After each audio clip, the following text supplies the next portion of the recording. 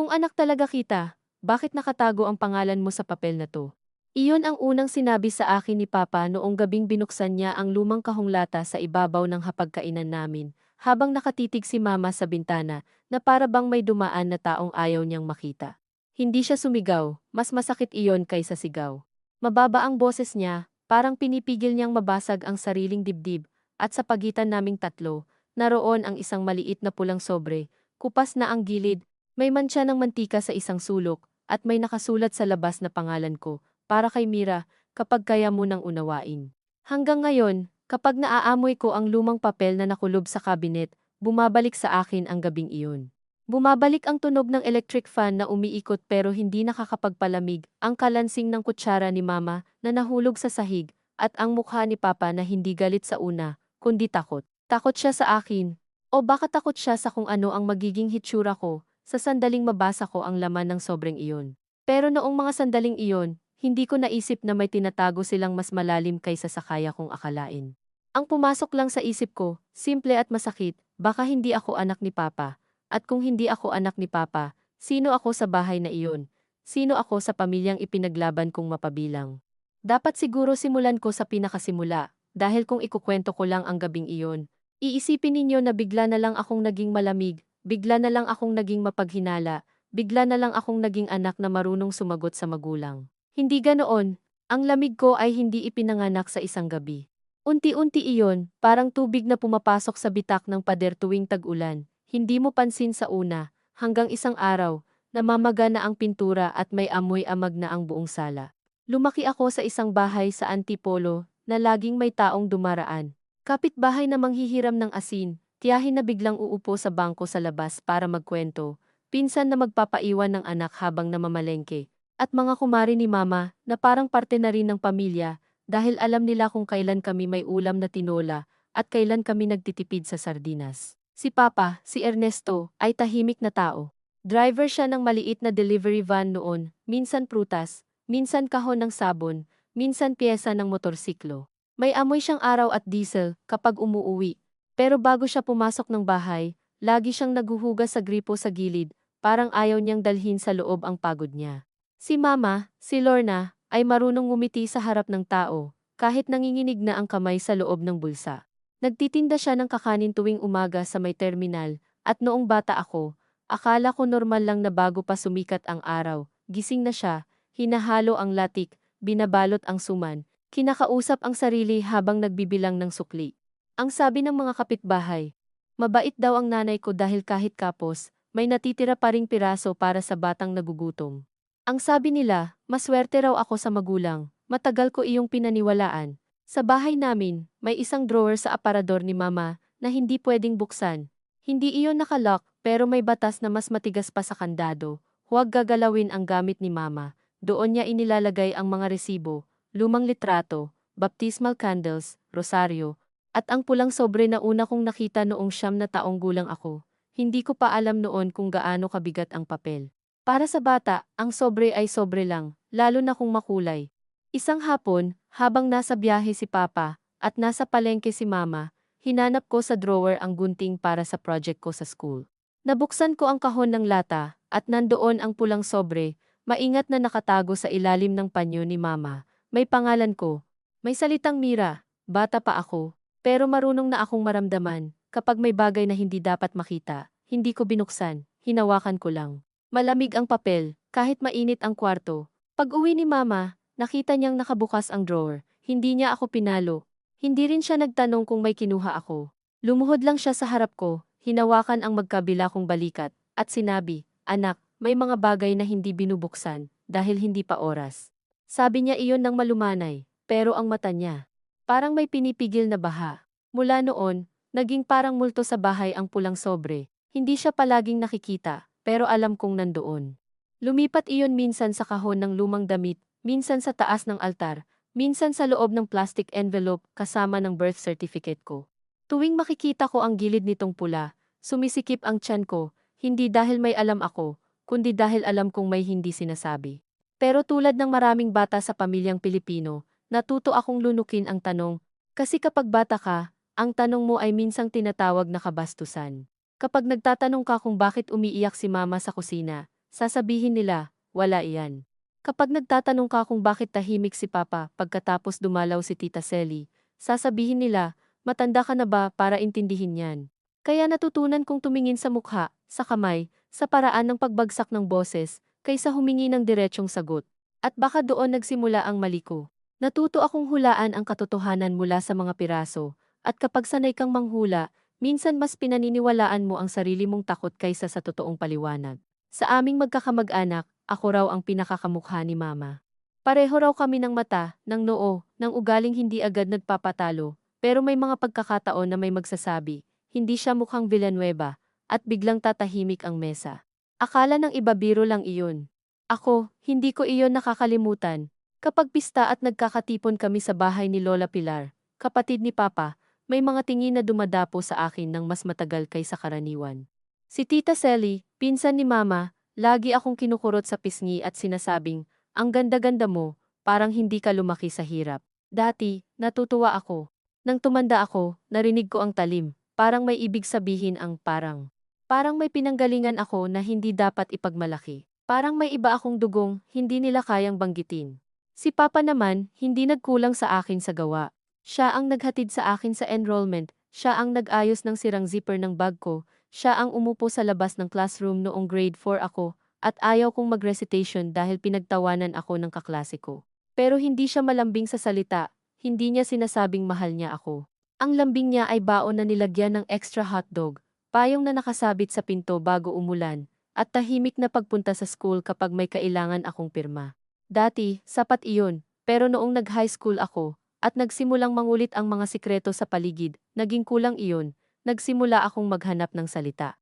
Gusto kong marinig mula sa kanya na anak niya ako, na walang puwang ang duda. Pero paano mo hihingin ang ganong pangungusap kung wala namang umaamin na may duda? Ang pinakaunang lamat na malinaw kong naaalala ay nang dumating si Mang Rafael sa buhay namin. O baka mas tamang sabihin, bumalik siya. Hindi ko siya kilala noon, isang hapon, umuulan, at nag-aayos ako ng mga basang tsinelas sa may pintuan, nang may humintong itim na sasakyan sa tapat namin. Hindi kami sanay sa ganoong kotse sa eskinita. Bumaba ang isang lalaking nakapolo, may edad na, maayos ang buhok, at may dalang brown envelope. Tinawag niya si Mama sa buong pangalan. Lorna. Hindi Ate Lorna, hindi kumari, hindi Aling Lorna. Lorna lang, parang may karapatan siyang putulin ang distansya. Nakita ko kung paano nanigas ang likod ni Mama. Parang biglang nawala ang ulan, pati ingay ng kapitbahay. Lumabas si Papa mula sa kusina, hawak pa ang basang basahan. Anong kailangan mo? Tanong niya. Hindi siya bastos, pero hindi rin siya nag-anyaya pumasok. Ngumiti si Mang Rafael, pero hindi umabot sa mata. Dumaan lang ako, may kailangan ibigay. Inabot niya ang brown envelope kay Mama, hindi kinuha ni Mama agad, tumingin muna siya kay Papa. Iyon ang unang beses kong nakita si Mama na parang batang nahuling may kasalanan, sa harap ko. Sa harap ng lalaking hindi ko kilala, humingi siya ng pahintulot kay Papa sa isang tingin.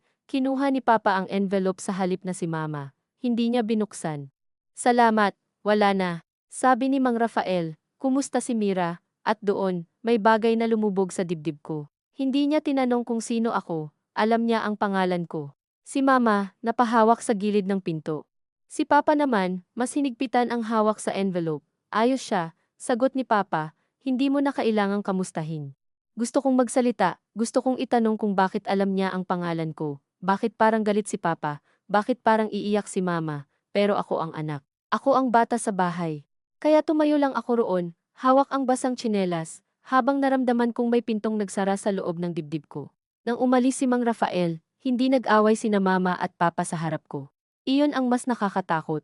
Nagluto si Mama ng monggo na parang walang nangyari. Si Papa kumain ng tahimik, ako, hindi nakaluno. Ang brown envelope ay nawala sa mesa bago matapos ang hapunan. Noong gabi, narinig ko silang nag-uusap sa kwarto. Hindi ko maintindihan lahat, pero may mga salitang dumaan sa siwang ng pinto. Pangako, hindi pa panahon, bata pa siya, at ang pangalan kong binigkas ni Mama na parang dasal. Mula noon, ang tingin ko kay Mama ay nagbago.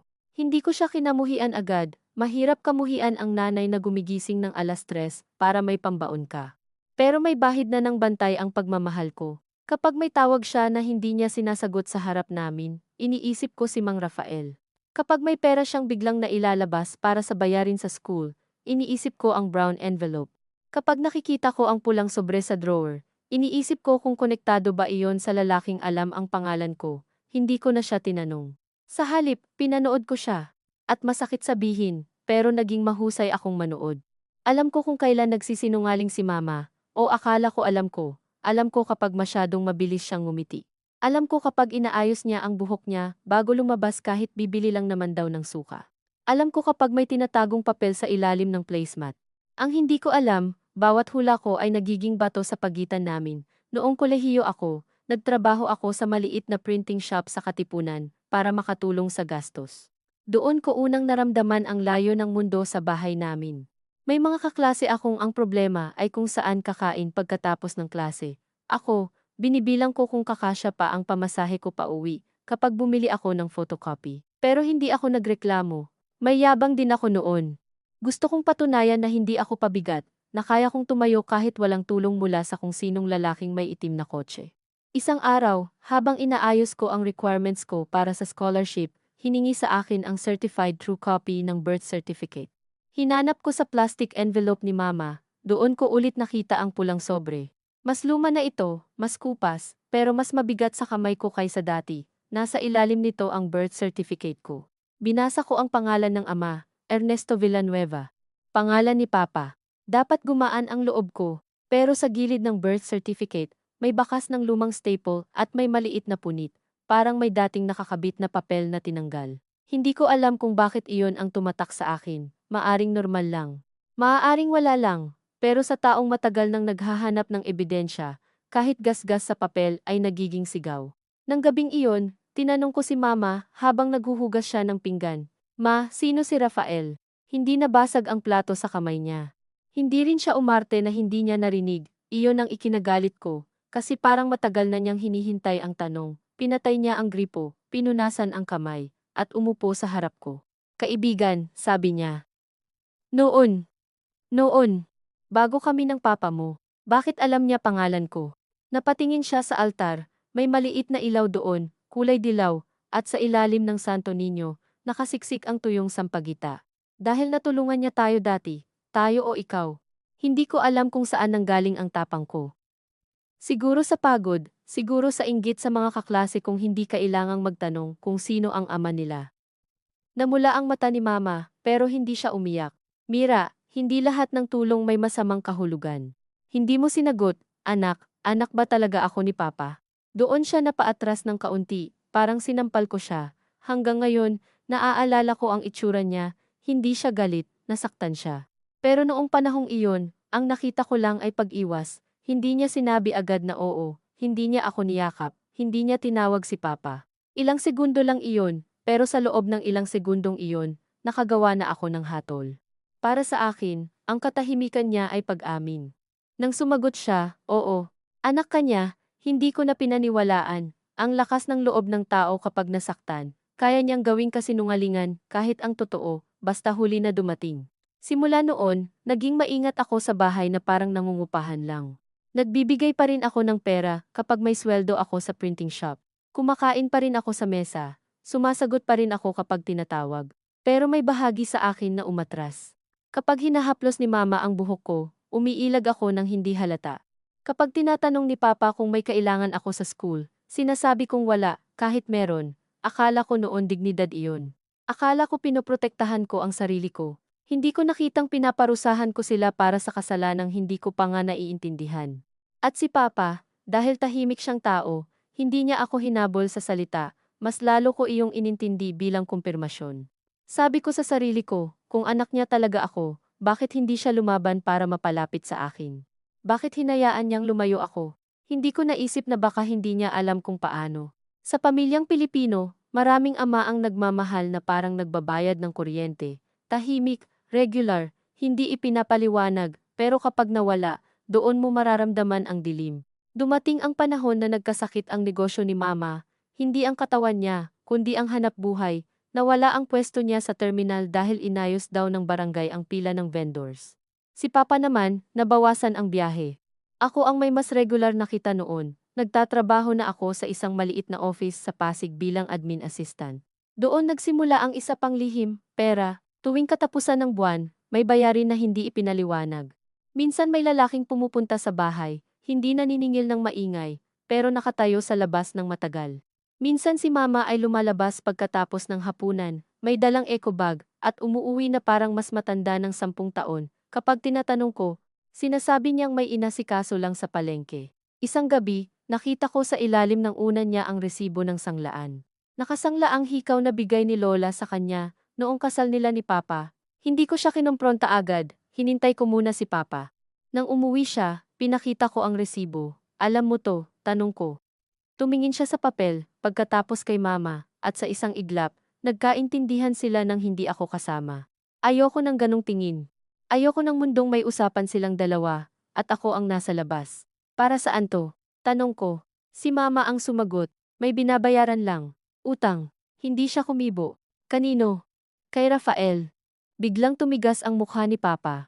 Huwag mong idamay ang taong hindi mo kilala. Kaya nga tinatanong ko, Pa. Kasi mukhang lahat kayo kilala siya maliban sa akin.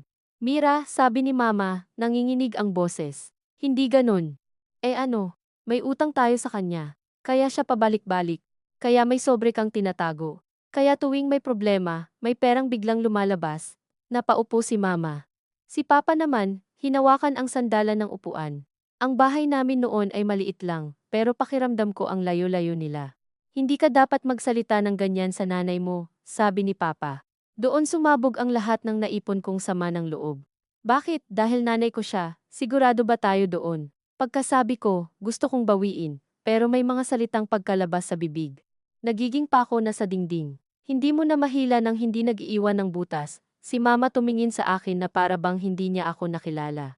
Si Papa naman, lumapit at sa unang pagkakataon sa buhay ko, akala ko sasampalin niya ako, hindi niya ginawa. Mas masakit ang ginawa niya, kinuha niya ang susi niya, lumabas, at hindi umuwi hanggang madaling araw. Si Mama naiwan sa kusina, nakaupo, hawak ang resibo ng sanglaan. Hindi siya umiyak sa harap ko, sana umiyak siya, sana nagsigawan kami. Sana may nangyaring mas malinaw kaysa katahimikan. Dahil ang katahimikan ang pinakamatagal mabulok sa loob ng bahay. Kinabukasan, may almusal pa rin sa mesa, tuyo sinanggag, kape, parang normal. Pero wala nang humingi ng tawad.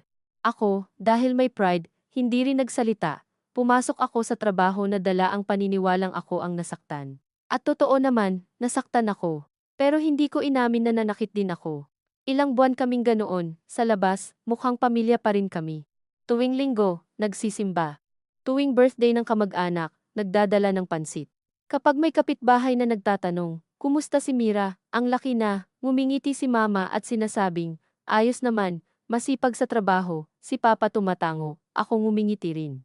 Pero sa loob, nagbabantayan kami na parang may basag na salamin sa sahig. Hindi mo alam kung saan tatapak. Ang pulang sobre, na dati ay nasa drawer lang, nagsimulang lumitaw sa isip ko kahit hindi ko nakikita.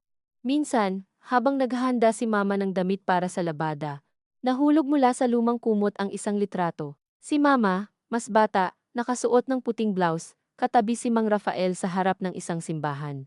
Hindi sila magkahawak, pero magkalapit. Sa likod ng litrato, may petsa, 1994. Isang taon bago ako ipanganak, nakita ako ni Mama na hawak iyon. Hindi niya inagaw, hindi siya nagpaliwanag, sabi niya lang, matagal na yan. Mukhang hindi pa tapos, sagot ko, tapos na. Kaya pala may sobre, napatakip siya ng mata.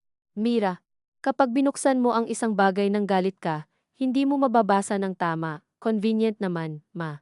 Lagi na lang hindi pa oras, lagi na lang hindi ko maiintindihan, kailan ba? Kapag wala na akong pakialam. Hindi niya alam na sa huling tanong na iyon, may pakiusap, gusto kong pigilan niya ako, gusto kong sabihin niya, huwag kang lumayo, anak. May dahilan. Pero pagod na rin siya siguro. Ang sabi lang niya, darating din, at iyon ang ikinalayo ko palalo. Nagsimula akong mag-ipon para umalis, hindi ko sinabi sa kanila, nakahanap ako ng bed space sa Mandaluyong kasama ang 2 office mate. Maliit, maitit, may ipis sa CR, pero para sa akin noon, iyon ang kalayaan. Noong sinabi ko kay Mama at Papa na lilipat ako, si Mama napaupo sa hagdan. Si Papa naman, nagtanong lang, kailan? Iyon lang, kailan? Hindi bakit, hindi, huwag muna, hindi anak, pag-usapan natin. Sa loob ko, may batang umiyak, sa labas, ngumiti ako. Sa Sabado, tumango siya, ihahatid kita. Hindi na, kaya ko. Marami kang gamit, kaunti lang. Iyon ang huling pag-uusap namin bago ako umalis. Noong Sabado, habang inilalabas ko ang dalawang bag ko, nakita ko sa mesa ang pulang sobre. Nakapatong ito sa tabi ng tasa ni Mama, parang aksidenteng naiwan, pero alam kong hindi aksidente. Tumigil ako. Si Mama nasa kusina, nakatalikod. Si Papa nasa labas, naglilinis ng motor. Walang nagsalita. Kinuha ko ba? Hindi. Doon kayo baka magtaka. Bakit hindi ko kinuha kung iyon ang sagot sa lahat? Dahil mayabang ako, dahil gusto kong sila ang magbigay, hindi ako ang magnakaw ng katotohanan. Dahil gusto kong maramdaman nilang may karapatan akong sabihan. At marahil, dahil takot ako. Takot akong kapag binuksan ko, makumpirma ang pinakamasakit kong hinala, na ang buhay ko sa bahay na iyon ay itinayo sa awa, hindi sa dugo, kaya iniwan ko ang sobre sa mesa. Nagpaalam ako kay Mama sa pamamagitan ng paghalik sa pisngi niya. Amoy luya at sabon ang balat niya. Hinawakan niya ang kamay ko ng kaunti, pero bumitaw din. Kay Papa, tumango lang ako. Sabi niya, mag-text ka pagdating mo. Sabi ko, oo. Hindi ako nag-text. 3 araw ang lumipas, bago ako nagparamdam. Sa 3 araw na iyon, ilang beses tumawag si Mama. Hindi ko sinagot. Nag-message si Papa, kumain ka ng maayos. Hindi ko sinagot agad. Binasa ko lang ng paulit-ulit hanggang sa masaktan ako sa ikli nito. Ganoon ako noon. Hinahanap ko ang kulang sa ibinibigay nila, imbes na makita ang ibinibigay sa tanging paraang kaya nila. Sa bed space, akala ng mga kasama ko tahimik lang akong tao. Hindi nila alam na tuwing gabi, bago matulog, naiisip ko ang pulang sobre sa mesa at kung kinuha na ba iyon ni Mama, naiisip ko kung binuksan ba ni Papa. Naiisip ko kung nag-away ba sila dahil sa akin, pero hindi ako umuwi. Pinalaki ko ang tampo ko na parang alagang aso. Pinakain araw-araw, kinausap, pinatulog sa tabi ko, hanggang lumaki ito at hindi ko na kayang itali. Makalipas ang halos 1 taon, dumating ang imbitasyon sa binyag ng anak ng pinsan ko. Umuwi ako dahil ayokong maging usap-usapan. Sa amin, kahit galit ka sa pamilya, kailangan mo pa ring humarap sa handaan, ngumiti sa picture, at tumulong magligpit ng plato. Pagdating ko sa bahay ni Lola Pilar, naroon sina Mama at Papa. Mas payat si Mama. Mas puti ang buhok ni Papa sa gilid. Hindi ko ipinakitang napansin ko. Sa handaan, may lechon manok, spaghetti na matamis, at mga batang takbo ng takbo sa sala. Umupo ako sa dulo ng mesa. Maya-maya, dumating si Mang Rafael. Hindi ko siya nakita mula noong umuulan sa bahay namin. Mas matanda na siya, pero maayos pa rin. May dala siyang regalo, nakabalot ng maganda. Nagbulungan ang ilang tiyahin. Si Mama nanigas. Si Papa tumayo, ako, parang bumalik sa pagiging batang may hawak na basang tsinelas. Lumapit si Mang Rafael sa akin. Mira, sabi niya. Ang laki mo na, hindi ako ngumiti. Kilala niyo po talaga ako. Napatingin siya kay Mama. Oo, bakit? May humila sa braso ko. Si Mama. Hindi dito. Doon na naman. Hindi dito. Hindi ngayon. Hindi pa oras. Ang buhay ko ba ay laging may waiting room? Hinila ko ang braso ko pabalik. Bakit hindi dito? Pamilya naman tayo, di ba? Natahimik ang mesa. May batang tumawa sa kabilang kwarto, walang kamalay-malay. Si Papa lumapit, mababa ang boses. Mira, tama na. Hindi pa, pagod na ako sa tama na. Pagod na ako sa mga sobre, sa mga envelope, sa mga lalaking biglang sumusulpot at alam ang pangalan ko. Si Mang Rafael na pabuntong hininga. Lorna, maybe she deserves huwag, putol ni Mama, at sa isang salita niyang iyon, may takot na hindi ko naintindihan. Akala ko takot siyang mabuking. Akala ko iyon na ang sandaling lalabas ang totoo at sisirain niya ang imahe niyang mahinahon, kaya inunahan ko. Siya ba ang tatay ko? Ang tanong ay bumagsak sa sala na parang baso, walang gumalaw. Si Tita Selly na pahawak sa kwintas niya. Si Lola Pilar bumulong ng dasal. Si Papa, ang taong buong buhay kong sinusukat kung gaano niya ako kamahal, tumingin sa akin ng walang proteksyon sa mukha. Sa tinging iyon, may sakit na hindi galit. May pagod, may hiya, at may isang bagay na mas malalim na hindi ko pa kayang pangalanan. Si Mama umiyak na sa wakas, pero tahimik, hindi iyong hagulgol na hinahanap ng drama. Luha lang na dumaan sa pisngi niya na parang matagal nang naghihintay. Si Mang Rafael ang unang nagsalita, hindi ako ang tatay mo. Dapat natapos doon ang hinala ko, pero hindi. Dahil ang isip na sanay sa sugat, kapag binigyan ng sagot, naghahanap agad ng butas. Eh bakit nandito ka? Tanong ko. Bakit may ibinibigay kang pera? Bakit may tinatago kayo? Mira, sabi ni Papa, umuwi tayo. Ayoko. Umuwi tayo, ulit niya, at ngayon, may pakiusap. Ngunit ang pakiusap niya noon, narinig ko bilang utos. Ang sakit niya, narinig ko bilang pagtatakip. Tumalikod ako at umalis sa handaan. Sinundan ako ni mama hanggang gate. Anak, please. Huwag mo akong tawaging anak kung hindi mo kayang sabihin sa akin kung sino ako. Napakabigat ng pangungusap na iyon. Binitiwan ko ito sa kanya na parang bato, at tinamaan siya sa lugar na hindi ko nakita. Hindi niya ako pinigilan. Umalis ako na nanginginig ang tuhod, galit na galit, pero sa jeep pa uwi ng Mandaluyong, nagsimula akong umiyak ng tahimik, nakaharap sa bintana, habang ang mga ilaw sa Ortigas ay dumadaan na parang hindi sila bahagi ng buhay ko. Kinabukasan, may dumating na message mula kay Papa. Umuwi ka ngayong linggo, may ipapakita kami, iyon lang, walang sorry, walang paliwanag. Pero may bigat sa ipapakita na hindi ko kayang baliwalain, hindi ako sumagot buong araw. Kinagabihan, nag-message si Mama, dalhin mo ang loob mong handang makinig, kahit galit ka pa, naiinis ako sa linyang iyon. Parang siya pa ang may karapatang magbigay ng kondisyon. Pero noong linggo, umuwi ako, hindi dahil handa akong makinig, umuwi ako dahil gusto kong manalo, gusto kong marinig mula sa kanila ang kasinungalingang matagal ko nang hinuhuli, para masabi kong tama ako. Ganoon ako kayabang noon. Ganoon ako kasakit. Pagdating ko sa bahay, malinis ang sala, may nilagang saging sa mesa. Paborito ko noong bata ako, naiinis ako na naalala pa nila, si Papa nakaupo sa hapag, nasa harap niya ang kahong lata.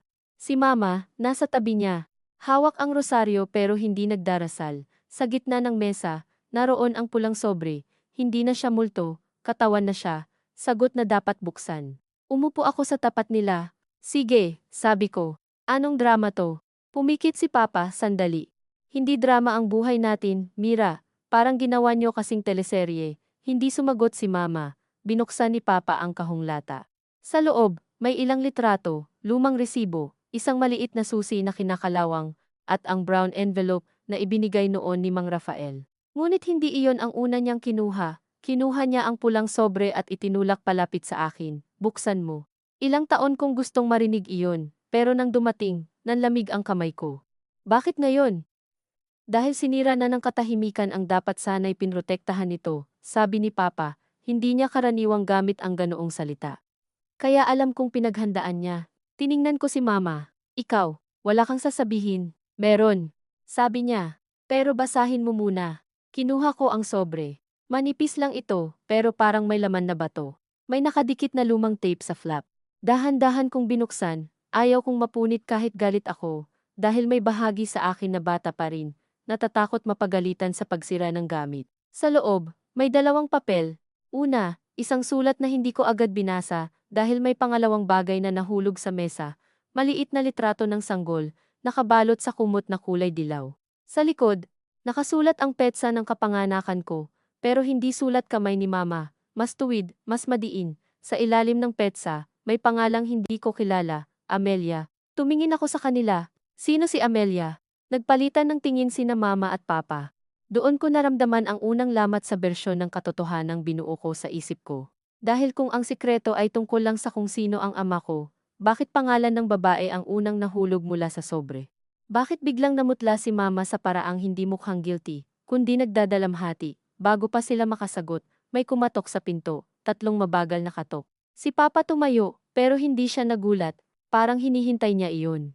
Nang buksan niya ang pinto, naroon si Mang Rafael, hawak ang isa pang sobre, kulay puti naman, at sa likod niya ay isang babaeng halos kaedad ni Mama, nakasuot ng simpleng blouse, may peklat sa kaliwang kilay, at nakatitig sa akin na para bang matagal na niya akong kilala. Napahawak ako sa litrato ng sanggol. Si Mama bumulong, halos hindi marinig, Mira, ito si Amelia. At sa unang pagkakataon, hindi ko na alam kung alin sa mga kinamuhian ko ang totoo, at alin ang ako mismo ang gumawa para may masisi. Hindi ako agad nagsalita. Ang totoo, hindi ko rin alam kung paano magsasalita ang taong buong buhay nag-ipon ng galit para sa isang mukha, tapos biglang may ibang mukha na ihaharap sa kanya. Nakatayo si Amelia sa may pintuan, basa ang dulo ng sandalyas niya, dahil umaambon na pala sa labas, at hawak ni Mang Rafael ang puting sobre na parang mas mabigat pa kaysa sa kahong lata ni Papa. Ang unang napansin ko kay Amelia ay hindi ang peklat sa kilay niya, kundi ang paraan ng pagtingin niya sa akin. Hindi iyon tingin ng estranghera, hindi rin tingin ng taong may inaangkin. Mas malapit sa tingin ng isang taong matagal nang may gustong ibalik, pero hindi sigurado kung tatanggapin pa. At dahil galit ako, dahil takot ako, dahil ayokong masira ang kwento na ilang taon kong binuo sa isip ko, pinili kong gawing panibagong kasalanan ang tinging iyon. Ano to? Tanong ko kay mama, pero hindi ko siya tinawag na ma. Napansin niya iyon. Napansin ko ring napansin niya, at sa halip na maawa ako, lalo akong tumigas. Pinatawag niyo siya para ano? Para sabihing hindi si Mang Rafael ang tatay ko, pero may ibang sikreto pa rin kayong itatapon sa mesa. Si Papa, na nasa tabi ng pinto, huminga ng malalim. Mira, maupo muna tayo. Ayoko nang maupo. Hawak ko pa rin ang litrato ng sanggol, at sa likod nito, ang pangalang Amelia ay parang nakasulat na rin sa palad ko. Sino siya? Bakit pangalan niya ang nasa litrato ko? Si Amelia ang sumagot, mahina pero malinaw. Ako ang nagdala sa iyo sa kanila. Tumawa ako, hindi dahil nakakatawa, kundi dahil iyon ang lumalabas sa bibig kapag hindi na kaya ng katawan ang bigat. Dinala? Ano ako? Kahon. Package. Napayuko si Amelia, si Mama na pahawak sa rosaryo. Si Mang Rafael, sa unang pagkakataon, mukhang napahiya hindi para sa sarili niya, kundi para sa aming lahat. Hindi ganoon ang ibig niyang sabihin, sabi niya. Paano? Binalingan ko siya. Kayo lahat, puro hindi ganoon, hindi si Rafael, hindi ngayon. Hindi dito. Hindi pa oras. Kailan ba kayo magsasalita ng diretsyo? Itinulak ni Papa ang silya sa akin. Maupo ka, anak. Ang salitang anak, na dati kong hinihintay mula sa kanya, biglang tumunog na parang awa. Huwag mo akong tawaging anak kung hindi nyo kayang sabihin kung saan nyo ako kinuha. Hindi ko nakitang kumirot ang mukha niya noon, o nakita ko, pero itinabi ko. Mas madali kasing maging tama kapag hindi mo tinitingnan ng buo ang nasasaktan sa harap mo. Umupo si Amelia sa gilid ng sala, hindi sa sofa, kundi sa monoblock chair na ginagamit namin kapag may bisita, parang alam niyang hindi siya dapat maging komportable sa bahay namin. Si Mang Rafael na natiling nakatayo sa likod niya. Si Mama, nanginig ang kamay habang inaabot sa akin ang unang sulat mula sa pulang sobre. Basahin mo muna ito, sabi niya, galing kay Amelia iyan, hindi ko kinuha agad. Bakit hindi siya mismo magsalita? Dahil may mga bagay, sabi ni Amelia, na mas madali kong isinulat noong hindi ko pa kayang humarap sa iyo. Ang convenient talaga ng mga duwag, sabi ko, narinig kong humigpit ang hininga ni Mama. Si Papa tumingin sa akin, at sa tinging iyon may babala, pero hindi ko pinansin. Tinawag kong duwag ang babaeng hindi ko kilala, dahil mas madali iyon kaysa aminin na nanginginig ang kamay ko sa takot. Kinuha ko ang sulat at binuklat, luma ang papel. May ilang bahagi na halos kupas na ang tinta, pero nababasa pa. Mahal kong Mira, unang linya. Napatigil ako, hindi anak, hindi baby, hindi sa batang iniwan ko. Mahal kong Mira, parang kilala niya ako bago ko pa siya kilalanin. Binasa ko ng mabilis, hindi dahil gusto kong maintindihan, kundi dahil gusto kong mahuli ang kasinungalingan. Sabi sa sulat, may panahong naging kasambahay si Amelia sa bahay ni Mang Rafael at ng asawa nito sa Quezon City.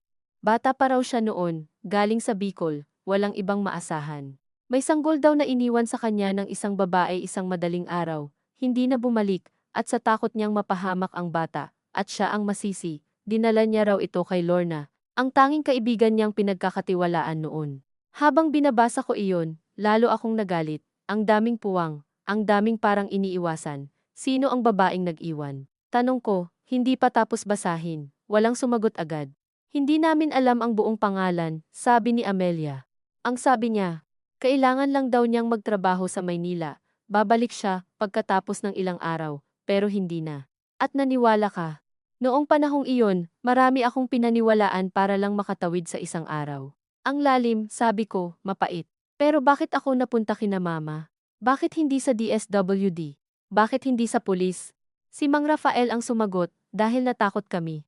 Kami. Kumapit ako sa salitang iyon, so kasali ka talaga. Tumango siya, hindi umiwas. Kasali ako sa desisyong itago ka muna. Itago. Napatingin ako kay Papa. Naririnig mo yan, Pa, itinago nila ako, tapos kayo, tinanggap nyo lang. Si Papa umupo na sa wakas, mabigat, parang biglang naubusan ng tuhod. Hindi ka namin tinanggap na parang bagay, Mira, inalagaan ka namin, pero hindi nyo ako sinabi. Sinubukan naming ayusin, sabi ni Mama. May mga papel, may usapan, may takot din. Hindi ganoon kadali noon. Hindi ganoon kadali para kanino, para sa inyo. Paano ako? Naramdaman ko ang init sa mukha ko. Hindi ko pa lubos maintindihan ang naririnig ko, pero pinili ko na agad ang sugat ko. Ilang taon niyo akong pinaniwala na pamilya tayo. Si mama napatingin sa akin na parang may naputol sa loob niya. Pamilya tayo. Sa papel. Sa araw-araw, sabi ni Papa. Sa gabing may lagnat ka at hindi natulog ang nanay mo. Sa umagang ibinenta ko ang lumang relo ko para may pambayad sa field trip mo. Sa bawat baon, sa bawat labada, sa bawat paghihintay sa gate, kaya pala, putol ko, dahil ayokong marinig iyon, kaya pala laging may utang na loob. Tahimik ang sala. Kahit ang ulan sa bubong, parang humina para makinig. Hindi iyon ang ibig kong sabihin, o baka iyon nga.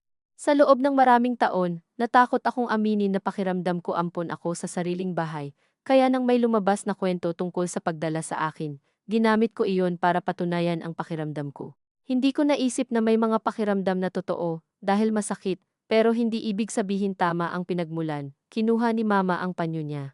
Hindi kita kailanman pinabayaran ng pagpapalaki namin sayo. Pero pinabayaran niyo ako ng katahimikan. Doon tumayo si Papa. Hindi siya sumigaw, pero ang boses niya ay matigas. Tama na, Mira. Bakit, may tama na naman? Hindi dahil ayaw naming magsabi. Dahil hindi mo na kami naririnig. Naghahanap ka lang ng salitang susuporta sa galit mo. Napatingin ako sa kanya, nasaktan, pero imbes na pakinggan, sinagot ko, at ikaw.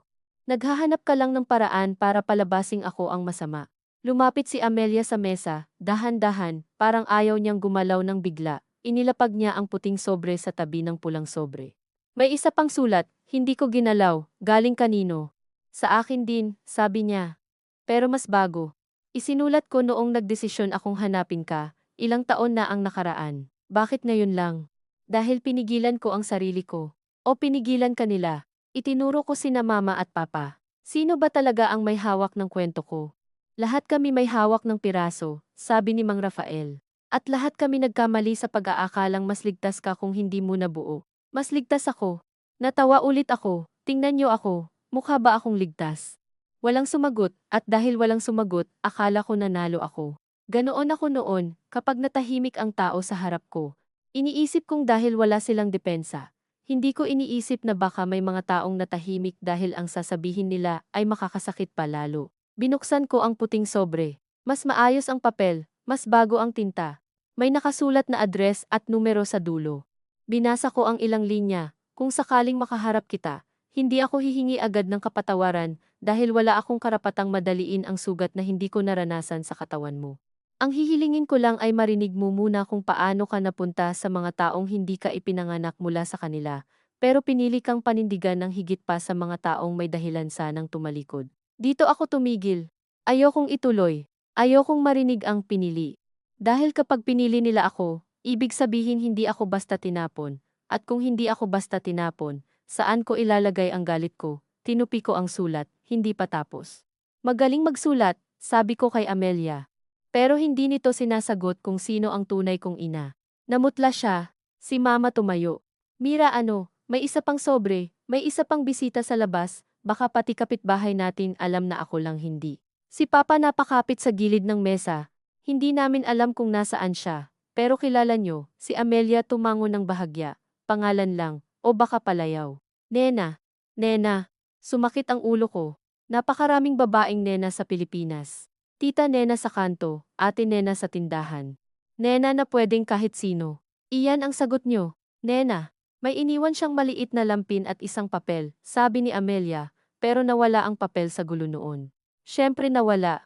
Mira, sabi ni Mama, hindi namin gustong gawing kulang ang buhay mo, pero ginawa nyo. Oo, sabi niya, at doon ako natigilan. Dahil sa unang pagkakataon, hindi siya umiwas. Oo, may kulang, may mali. May itinago kami. At araw-araw, akala ko kaya kong buuin sa pagmamahal ang hindi namin masabi sa salita. Mali ako roon. Dapat lumambot ako. Dapat kahit sandali, nakita ko ang pag-amin. Pero may bahagi sa akin na ayaw sa pag-aming hindi niya kasabay ang pagbibigay ng buong sagot. Kaya sinabi ko, late na. Si Mama pumikit, alam ko, ang dalawang salitang iyon ang mas lalo kong ikinagalit. Bakit alam niya, pero hinayaan niyang umabot dito? Bakit alam niyang huli na pero hindi pa rin niya kayang ibalik ang mga taon? Kinuha ko ang litrato ng sanggol, ang pulang sobre, at ang puting sulat, dadalhin ko to, si Papa tumango, iyo iyan, baka may iba pa kayong itinago. Meron, sabi niya. Napatigil ako, ang lakas ng tibok ng puso ko. Ano? Tumingin siya kay mama. Si mama naman, tumingin kay Mang Rafael. Sa isang iglap, bumalik na naman ako sa labas ng bilog. Hindi pa kumpleto, sabi ni Papa. May mga resibo, may pangalan ng midwife, may lumang address, hahanapin natin, tayo, umiling ako. Hindi. Ako. Ako ang hahanap. Kasi kapag kayo, pipiliin nyo na naman kung ano lang ang pwede kong malaman. Hindi ka naming iiwan dito, sabi ni Mama, matagal nyo na akong iniwan sa dilim. Lumabas ako ng bahay na dala ang 3 papel at isang galit na mas malakas kaysa sa takot. Sa labas, huminto na ang ambon, pero basa ang semento, at sa ilaw ng poste, kumikislap ang maliliit na tubig sa daan. Narinig kong tinawag ako ni Papa, pero hindi ako lumingon. Sa jeep pauwi, paulit-ulit kong binasa ang unang sulat ni Amelia, pero lagi akong humihinto sa parehong bahagi. Dinala ko siya kay Lorna dahil alam kong hindi niya kayang pabayaan ang batang umiiyak kahit hindi kanya.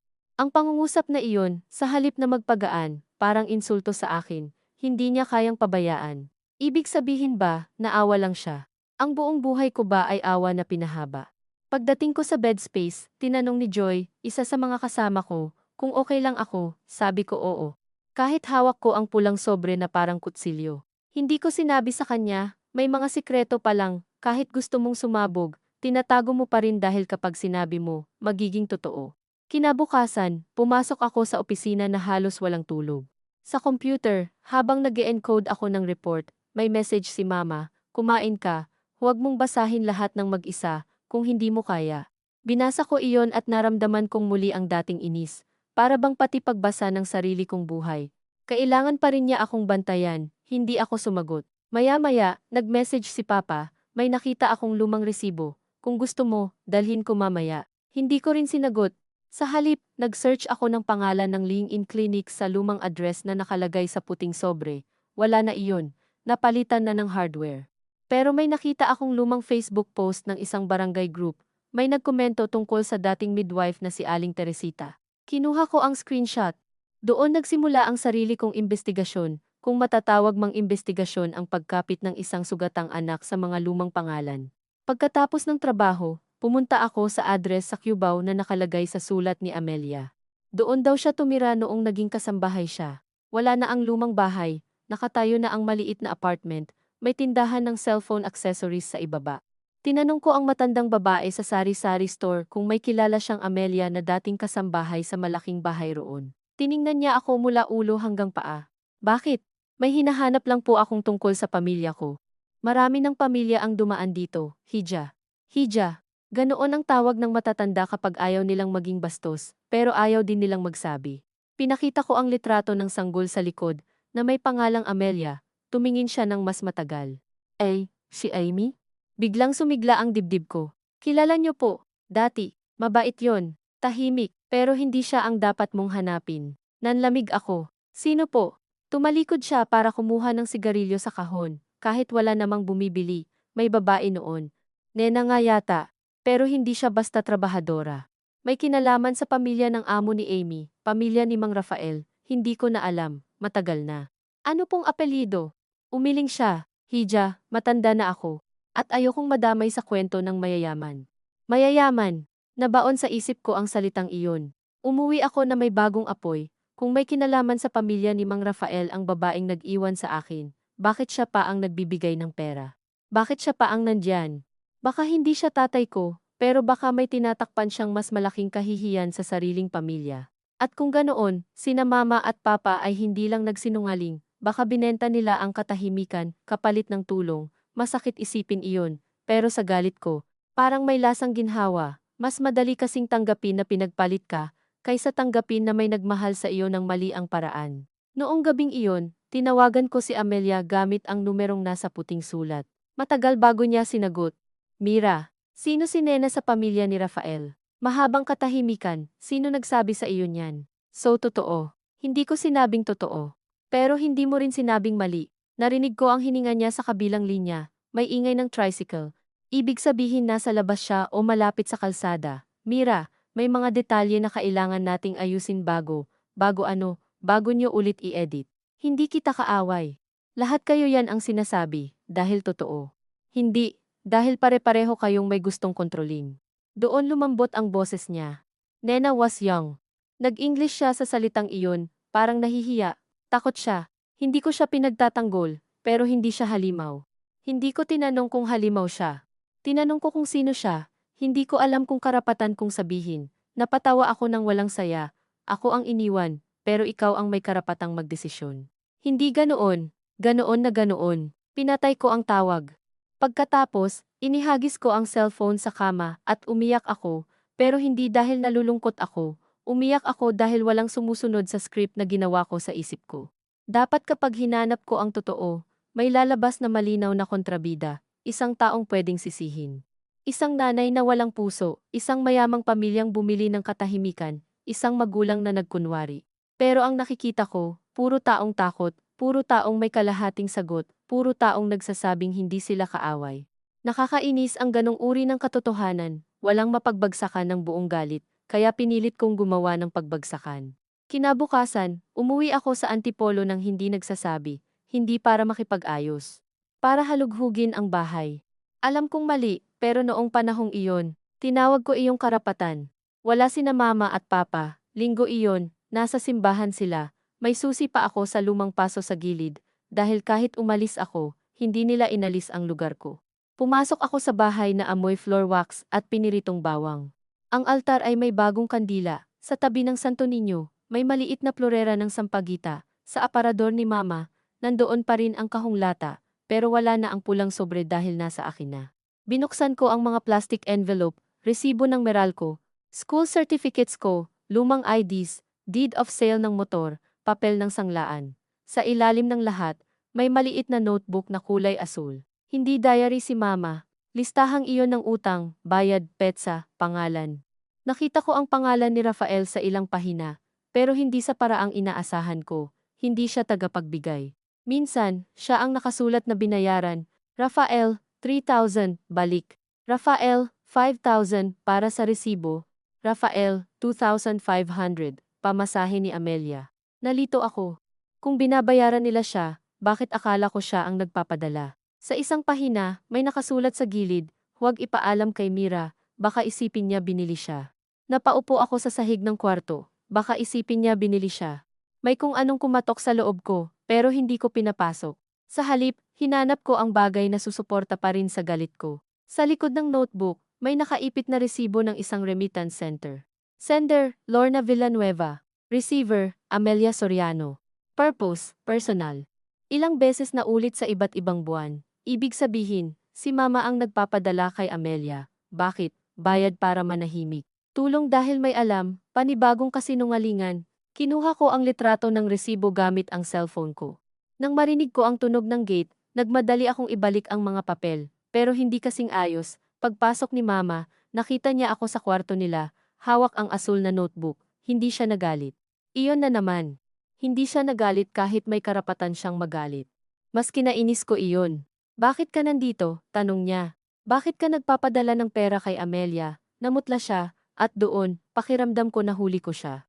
Sinagot mo na ang tanong ko sa mukha mo. Mira, ibaba mo muna yan. Bayad ba to? Para hindi niya sabihin kung sino ako. Hindi. Ano? Bakit may pamasahe niya? Bakit may balik kay Rafael? Ano to? Accounting ng kasinungalingan. Dumating si Papa sa pinto, hawak ang maliit na supot ng pandesal. Nakita niya ang notebook sa kamay ko. Hindi mo dapat hinalungkat ang gamit ng nanay mo. Hindi niyo rin dapat hinalungkat ang buhay ko, at tinahinang hindi ako tinatanong. Mira, sabi ni Mama, ang pera kay Amelia ay tulong, may anak siya noon na pinag-aaral, at ay, wow. Ang bait niyo naman. May extra pa tayong pangtulong sa taong may hawak ng sikreto ko habang ako nagbibilang ng pamasahe sa college. Masakit iyon, at alam kong masakit, kaya ko sinabi, si mama na paupo sa kama, hindi ka namin pinabayaan sa pag-aaral. Pero hinayaan niyo akong makaramdam na laging kulang. Hindi namin ginusto yun, pero nangyari, oo, sabi niya, mahina. Nangyari, ayoko na naman sa oo niya. Ang oo niya ay parang pagod na pinto na ayaw ng lumaban. Gusto ko ng depensa para may matutulak ako. Gusto ko ng dahilan para masabi kong sila ang mali, ako ang tama.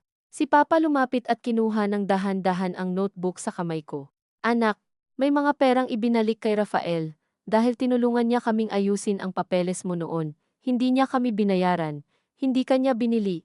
Kami ang nangutang minsan para maayos ang dapat ayusin. Papeles na hindi niyo pinakita, dahil natatakot kami. Lagi na lang takot, oo, sabi niya, at ngayon may bigat na, takot kaming mawala ka. Natahimik ako saglit. Ngunit sa halip na hayaang tumama iyon, umiwas ako. Drama. Hindi ko malilimutan ang mukha ni Papa nang sabihin ko iyon. Parang tinanggap niya ang sampal na hindi ko ibinigay ng kamay. Tumalikod siya, inilapag ang pandesal sa mesa, at sinabi, kumain ka muna bago ka umalis. Iyon ang mas lalo kong kinagalit. Kahit sa gitna ng galit, pagkain pa rin. Alaga pa rin.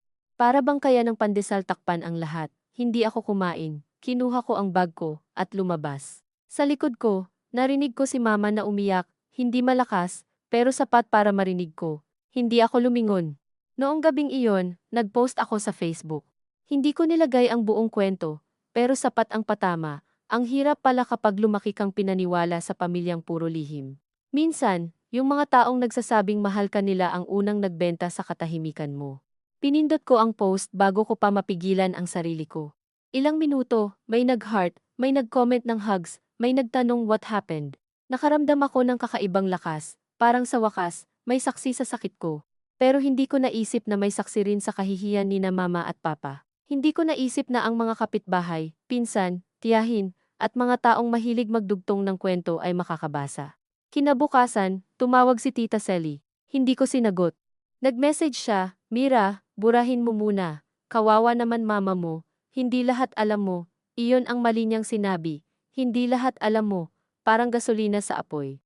Sumagot ako. Kaya nga ako galit, tita, dahil lahat kayo alam maliban sa akin. Sabi niya, hindi lahat kami alam, at hindi lahat ng alam namin tama. Hindi ko pinansin, tinawagan ako ni Mama, pinatay ko. Nag-message si Papa, burahin mo, hindi para sa amin, para sa iyo. Para sa akin? Naasar ako. Para sa reputasyon nila, sigurado, iniwan ko ang post. Sa opisina, napansin kong may mga tingin ang kasamahan ko. Hindi nila alam ang buong kwento. Pero alam nilang may drama. Si Joy nagtanong kung gusto ko ng kape, sabi ko hindi. Pero bandang hapon. May message mula sa hindi kilalang number, ikaw ba si Mira Villanueva? Ako si Carla, anak ako ni Amelia, sana makausap kita. Natigilan ako, anak ni Amelia. Ibig sabihin may ibang taong lumaki rin sa anino ng kwentong ito. Hindi ako sumagot agad. Pag-uwi ko sa bed space, binuksan ko ang profile niya. May litrato siya, kasama ang isang batang lalaki. Siguro anak niya, simple ang mukha, pagod pero maayos. Nag-message ulit siya, hindi ako makikialam, pero nasasaktan si Mama sa mga sinasabi mo. Hindi siya perpekto, pero hindi siya binayaran para manahimik. Sa totoo lang, siya ang matagal nang gustong magsabi sa'yo. Sumikip ang dibdib ko, ang una kong naramdaman ay hindi hiya, galit pa rin. Sino siya para pagsabihan ako? Sumagot ako, kung gustong magsabi ng nanay mo, bakit hindi niya ginawa? Ilang segundo lang, may reply. Kasi pinangakuan niya ang nanay mo na hindi niya sisirain ang bahay na nagpalaki sa'yo hanggat hindi ka handa. Tiningnan ko ang message ng matagal. Ang nanay mo. Hindi si Lorna. Hindi ang nag-ampon sa'yo. Ang nanay mo. May bigat iyon na ayokong kilalanin. Sumagot ako. Convenient na naman. Nag-reply siya, hindi convenient ang manahimik ng 20 mahigit na taon. Hindi ko na sinagot, pero hindi ko rin nabura ang thread. Kinabukasan, kumalat na ang post ko sa pamilya. May pinsan akong nag-screenshot at ipinadala sa group chat. May mga nag-comment sa labas ng post, may nagparinig, may nagdasal-dasalan. Si Lola Pilar. Nabihirang mag-message, nagpadala ng voice note, pinakinggan ko habang nasa jeep, nanginginig ang boses niya. Mira, apo, galit ka, naiintindihan ko, pero huwag mong gawing palengke ang sugat. May mga bagay na kapag inilabas mo sa kalsada, hindi mo na makukuha ng buo pabalik. Inis na inis ako noon. Pakiramdam ko, lahat sila mas concerned sa hiya kaysa sa akin, kaya hindi ko pinakinggan ang ikalawang voice note, burado ko agad. Hanggang ngayon, minsan iniisip ko kung ano kaya ang laman noon. Baka doon niya sinabi ang isang bagay na dapat kong narinig ng mas maaga, pero may mga mensaheng binubura ng galit at hindi na naibabalik. Ilang araw matapos iyon, dumating si Papa sa opisina ko. Hindi siya pumasok sa loob. Nag-text lang siya, nasa baba ako, may dala akong papeles, kung ayaw mo akong kausapin, iwan ko sa guard. Nakita ko siya mula sa bintana ng pantry. Naka-polo shirt siya na luma, hawak ang brown envelope, pawis sa noo dahil tanghali. Biglang may naalala ako. Noong grade 6 graduation ko, ganoon din siya nakatayo sa labas ng covered court, hawak ang payong at plastic bag ng sapatos ko. Noon, nahiya ako kasi hindi siya nakabarong tulad ng ibang tatay. Hindi ko iyon inamin kahit kanino. Pero sa bintanang iyon, bumalik ang hiya, hindi sa kanya kundi sa sarili ko. Sandali lang, pagkatapos, tinabunan ko ulit, bumaba ako. Ano yan? Tanong ko. Hindi niya ako niyakap. Hindi rin siya lumapit. Inabot lang niya ang envelope. Mga kopya ng kaya naming hanapin, birth records, affidavit, pangalan ng midwife, resibo ng legal consultation noon, hindi pa lahat. Bakit ngayon? Dahil hinahanap mo. Dapat noon pa. Tumango siya. Oo. Naiinis talaga ako sa mga oo nila. Wala ka bang ibang sasabihin? Tumingin siya sa akin. Pagod ang mata niya. Meron. Pero kahit ano sabihin ko ngayon, gagamitin mo laban sa amin. Napatigil ako. Ang galing. Ako pa rin ang may kasalanan. Hindi iyon ang sabi ko. Iyon ang ibig mong sabihin. Hindi mo na ako anak na kayang kandungin kapag nagwawala, sabi niya, mababa ang boses. Pero anak pa rin kita. Kaya kahit hindi mo gusto ang mukha ko ngayon, dadalhin ko pa rin ang papel na kailangan mo. May gustong bumuka sa dibdib ko, pero isinara ko. Kinuha ko ang envelope, salamat, sabi ko, formal, parang katrabaho. Tumango siya. Bago siya umalis, sinabi niya, yung post mo, nabasa ng nanay mo. Alam ko, hindi siya lumabas ng bahay kahapon. Baka guilty. Hindi ko alam kung bakit ko sinabi iyon, siguro dahil gusto kong masaktan siya para maramdaman niya ang sakit ko. Tumingin si Papa sa akin ng matagal. Minsan, Mira, ang guilt hindi dahil nahuli kang masama. Minsan dahil hindi mo nailigtas ang mahal mo sa sakit kahit buong buhay mong sinubukan. Umalis siya pagkatapos niyon. Naiwan ako sa gilid ng building, hawak ang brown envelope, habang ang mga taong galing lunch break ay dumadaan sa tabi ko, na walang kamalay-malay na ang mundo ko ay hawak ko sa papel. Pagbalik ko sa pantry, binuksan ko ang envelope. Nandoon ang photocopy ng affidavit ni na Ernesto at Lorna Villanueva, nagsasabing sila ang temporary guardians ng isang sanggol na dinala sa kanila noong petsang tugma sa kapanganakan ko.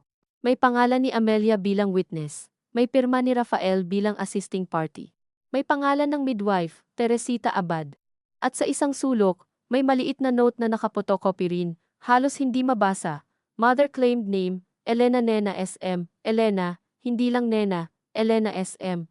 Naramdaman kong bumilis ang tibok ng puso ko. Sa wakas, may pangalan. May tunay na direksyon. Tinawagan ko agad ang numerong ibinigay ni Carla, hindi si Amelia. Si Carla ang sumagot, kailangan ko ang buong pangalan ni Elena, sabi ko.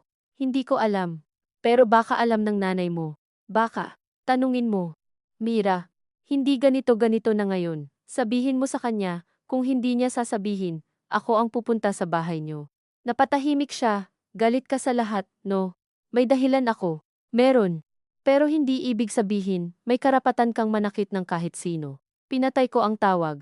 Nanginginig ako sa inis, pero may maliit na bahagi sa akin na tinamaan. Hindi ko inamin. Gabi na nang mag-message si Amelia mismo, Elena Salcedo Mendoza. Hindi ako sigurado kung iyon ang legal name niya. Iyan ang narinig ko noon. Huwag kang pupunta kung saan-saan ng mag-isa. Elena Salcedo Mendoza. Ilang beses kong binasa ang pangalan. Hindi ako natulog. Hinanap ko sa Facebook, sa Google, sa lumang posts, sa kung ano-anong groups. Maraming Elena Mendoza, maraming Salcedo, maraming mukhang walang kinalaman. Hanggang may nakita akong profile ng isang LNS. Mendoza, walang litrato ng mukha, pero may lumang comment sa isang post ng barangay sa Cubao, nagtatanong tungkol sa Teresita Abad. Midwife noon sa 15th Ave. 5 taon na ang comment. 5 taon. Ibig sabihin may iba ring naghahanap. Nag-message ako sa profile. Ako si Mira. May alam ka ba tungkol kay Teresita Abad at sa sanggol na ipinanganak noong 1995? Ilang minuto, walang sagot, 1 oras, wala, akala ko wala na, pero bandang 2:00 ng gabi, nag-seen. Tapos may reply, sino nagbigay sa'yo ng pangalan na iyan? Nanlamig ang buong katawan ko, hindi ko alam kung Elena iyon, hindi ko alam kung biro, scam, o panibagong bitag ng mga lihim, pero imbes na matakot, nakaramdam ako ng kakaibang tagumpay. May gumalaw, may tinamaan ako. Sumagot ako ang sanggol, matagal bago nag-reply. Habang naghihintay, hawak ko ang pulang sobre sa kandungan ko, bukas na, Wala nang lamang lihim kundi mga papel na akala kong magpapalaya sa akin. Sa labas ng bed space, may tumatahol na aso. Sa loob, tulog na sina Joy. Ang electric fan ay umiikot ng paos, at bigla kong naalala ang gabing nasa hapagkainan kami. Noong akala ko ang pinakamasakit na tanong ay kung anak ba ako ni Papa. Ngayon, may bagong tanong na mas nakakatakot. Kung may taong naghahanap din sa akin, bakit hindi niya ako natagpuan? Pumutok ang tunog ng bagong message. Isang linya lang, huwag mong pagkatiwalaan si Rafael. Hindi niya sinabi sa kanila ang lahat.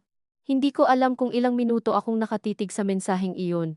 Huwag mong pagkatiwalaan si Rafael. Hindi niya sinabi sa kanila ang lahat. Parang may malamig na kamay na pumasok sa likod ko at dahan-dahang pumisil sa batok ko. Dapat siguro natakot ako, pero ang unang umangat sa loob ko ay hindi takot, tagumpay. Masamang sabihin, pero iyon ang totoo. Para akong batang nakahanap ng patunay na tama ang hinala niya matapos pagtawanan ng lahat. Si Rafael. Sa wakas, may pangalan na maaaring pagbagsakan ng lahat. Hindi sina Mama, hindi si Papa, hindi ako. Siya. Ang lalaking may itim na kotse, may brown envelope, may maayos na polo, may boses na laging parang may alam na hindi niya sasabihin.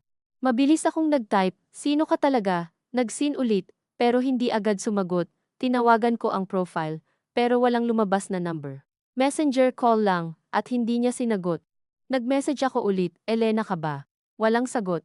Sa sobrang inis, tumayo ako mula sa kama, halos matapakan ko ang bag ni Joy, at kinuha ko ang brown envelope na iniwan ni Papa. Isa-isa kong inilabas ang papeles sa sahig, affidavit, photocopy ng lumang resibo, pangalan ni Teresita Abad, note tungkol kay Elena Salcedo Mendoza, kopya ng legal consultation. At ang pulang sobre na kulubot na sa hawak ko. Noon ko unang napansin na ang pulang sobre, sa likod, may maliit na marka ng lapis na hindi ko nakita dati, hindi salita, parang dalawang letra lang. R. S. O baka R5, o baka gasgas lang. Ngunit dahil may mensaheng nagbabala tungkol kay Rafael, kahit maliit na marka ay biglang nagkaroon ng bigat. R. Rafael, S. Salcedo. Pinikturan ko iyon at ipinadala sa profile. Ito ba ang ibig mong sabihin? Wala pa ring sagot, doon nagsimulang manginig ang galit ko at maging kaba. Sa unang pagkakataon mula nang buksan ang pulang sobre, naisip ko, paano kung hindi lang ako ang hinahanap? Paano kung may ibang tao ring nagtatago dahil sa kwentong ito? Hindi ako nakatulog, pagsapit ng alas 5 ng umaga, habang nangingitim pa ang bintana at nagsisimula pa lang ang ingay ng mga tricycle sa labas, may reply, puntahan mo si Teresita.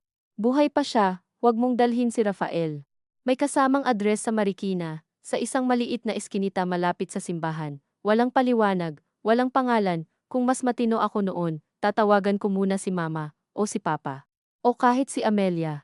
Pero ang isip kong matagal nang sanay maghinala ay may sariling yabang. Kapag isinama ko sila, pipigilan nila ako. Kapag pinayagan kong malaman nila, mauuna na naman silang magsalita, magtago, mag-ayos ng kwento. Kaya nag-file ako ng emergency leave sa opisina, gamit ang dahilan na may aasikasuhin sa pamilya. Kalahating totoo iyon. Sumakay ako ng jeep at 2 tricycle papunta sa address. Bitbit ko ang brown envelope sa tote bag, pati ang pulang sobre, na parang anting-anting at ebidensya ng sabay. Sa biyahe, paulit-ulit kong binabasa ang mensahe, hindi niya sinabi sa kanila ang lahat. Sa kanila, ibig sabihin sina Mama at Papa. Hindi rin nila alam. O alam nila pero may bahagi pang itinago sa kanila. Ayaw kong pag-aanin sila sa isip ko. Ayaw kong isipin na biktima rin sila ng katahimikan. Mas madaling isipin na lahat sila kasabwat. Pero habang papalapit ako sa bahay ni Teresita, may maliit na takot na gumagapang. Paano kung ang hinahanap kong katotohanan ay hindi pabor sa galit ko? Ang address ay isang makitid na kalsada na may mga sampay na damit sa pagitan ng bahay. Amoy pritong tuyo, basang lupa, at sabong panlaba.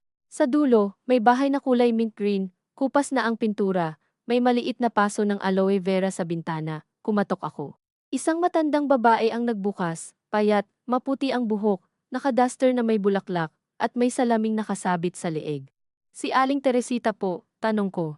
Tinitigan niya ako ng matagal, hindi iyong titig ng estrangherang nagtataka. Titig iyon ng taong biglang binalikan ng isang bagay na akala niya tapos na.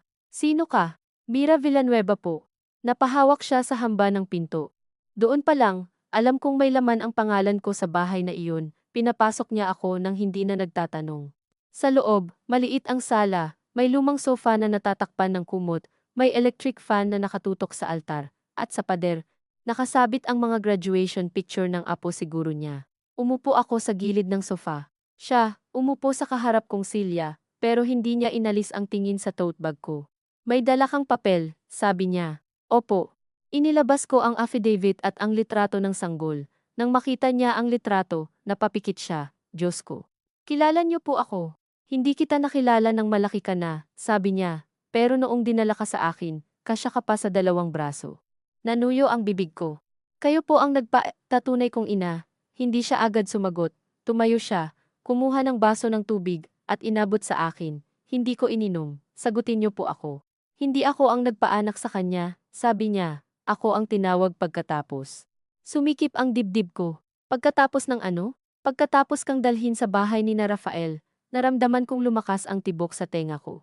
So totoo, may kinalaman pamilya niya. Tumango siya, pero mabigat. May kinalaman. Pero hindi sa paraang iniisip mo siguro. Napakunot noo ako. Paano niyo alam ang iniisip ko? Dahil pareho kayo ng tanong ng nanay mong nagpalaki sayo. Nanay kong nagpalaki. Hindi niya sinabi si Lorna. Hindi niya sinabi ampon. May bahid ng respeto sa boses niya. Pumunta rito si mama.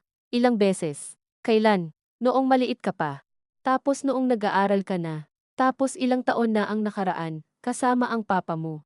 Bigla kong naalala ang mga araw na sinasabi ni mama na may pupuntahan lang sa palengke, ang mga resibo ng pamasahe, ang perang ipinadala kay Amelia. Hindi ko pinayagang mabuo ang koneksyon. Para saan? Para hanapin ang legal na paraan. Para malaman kung may naghahanap sa'yo. Para siguraduhin na hindi ka kukunin sa kanila ng basta-basta. Natawa ako ng mapait, o para siguraduhin na hindi mabubuking.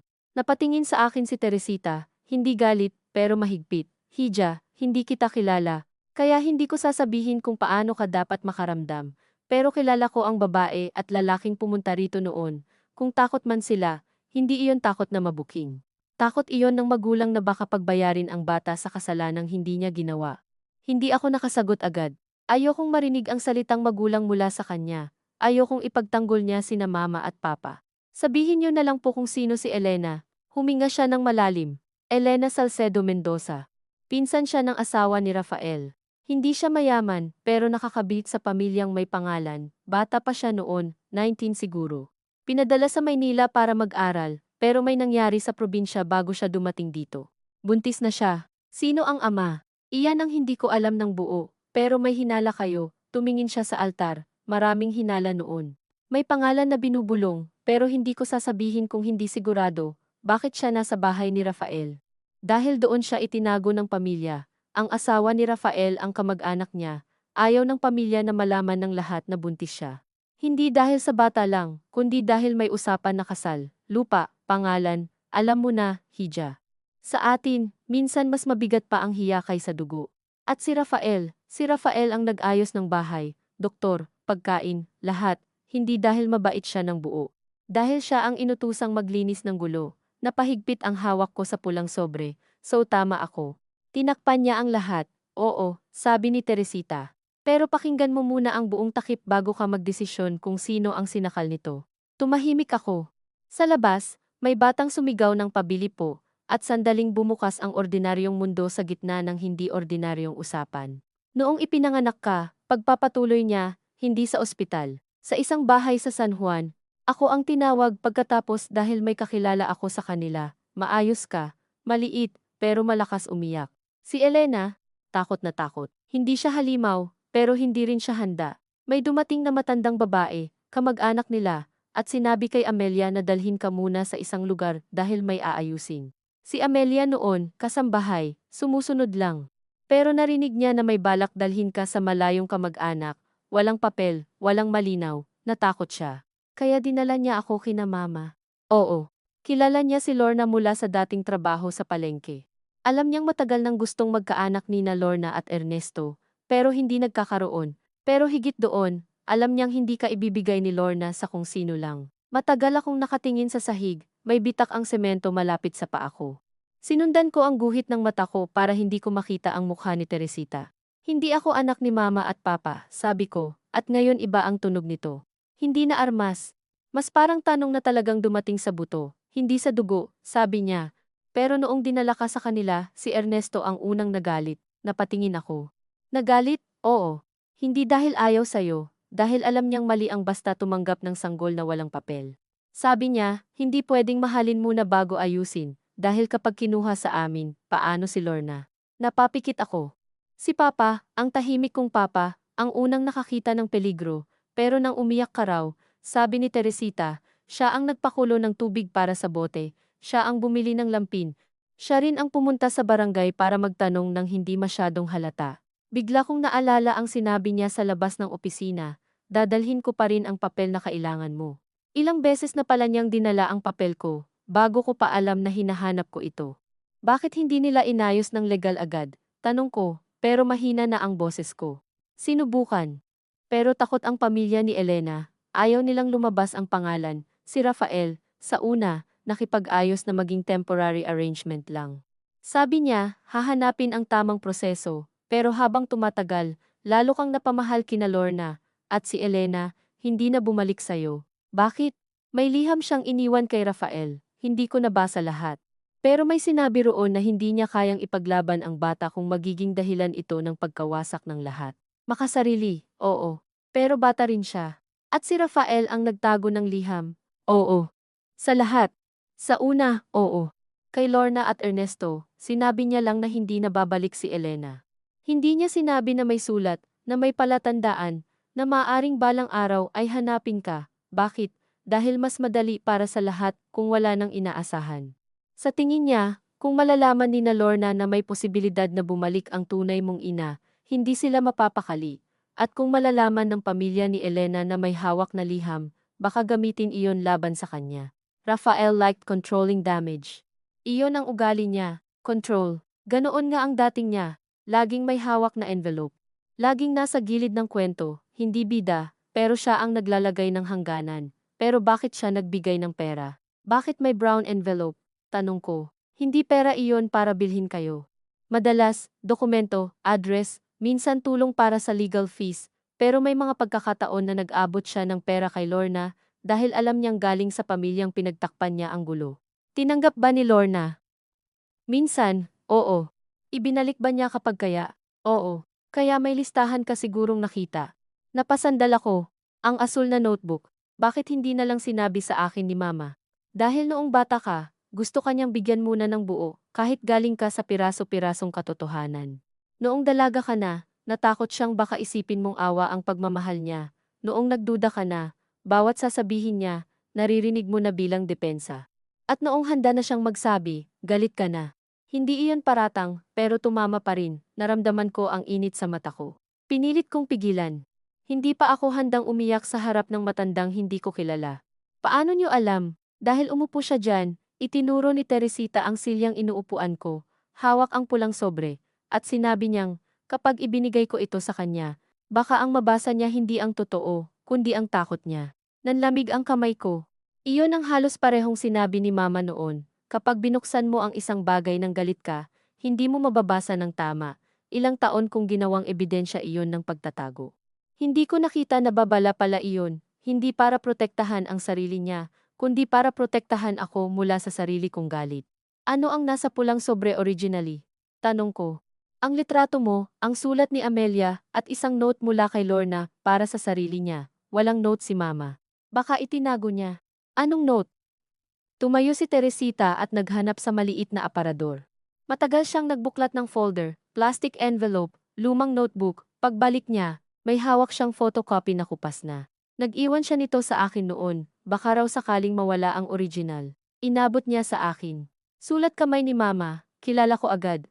Iyong bilog na, iyong madiing tuldok sa iyong paraan ng pagdugtong ng mga letra. Binasa ko, kung dumating ang araw na kamuhian ako ni Mira dahil hindi ko nasabi agad, tatanggapin ko, pero sana kahit isang beses, maalala niya na hindi ko siya itinago dahil kinakahiya ko siya.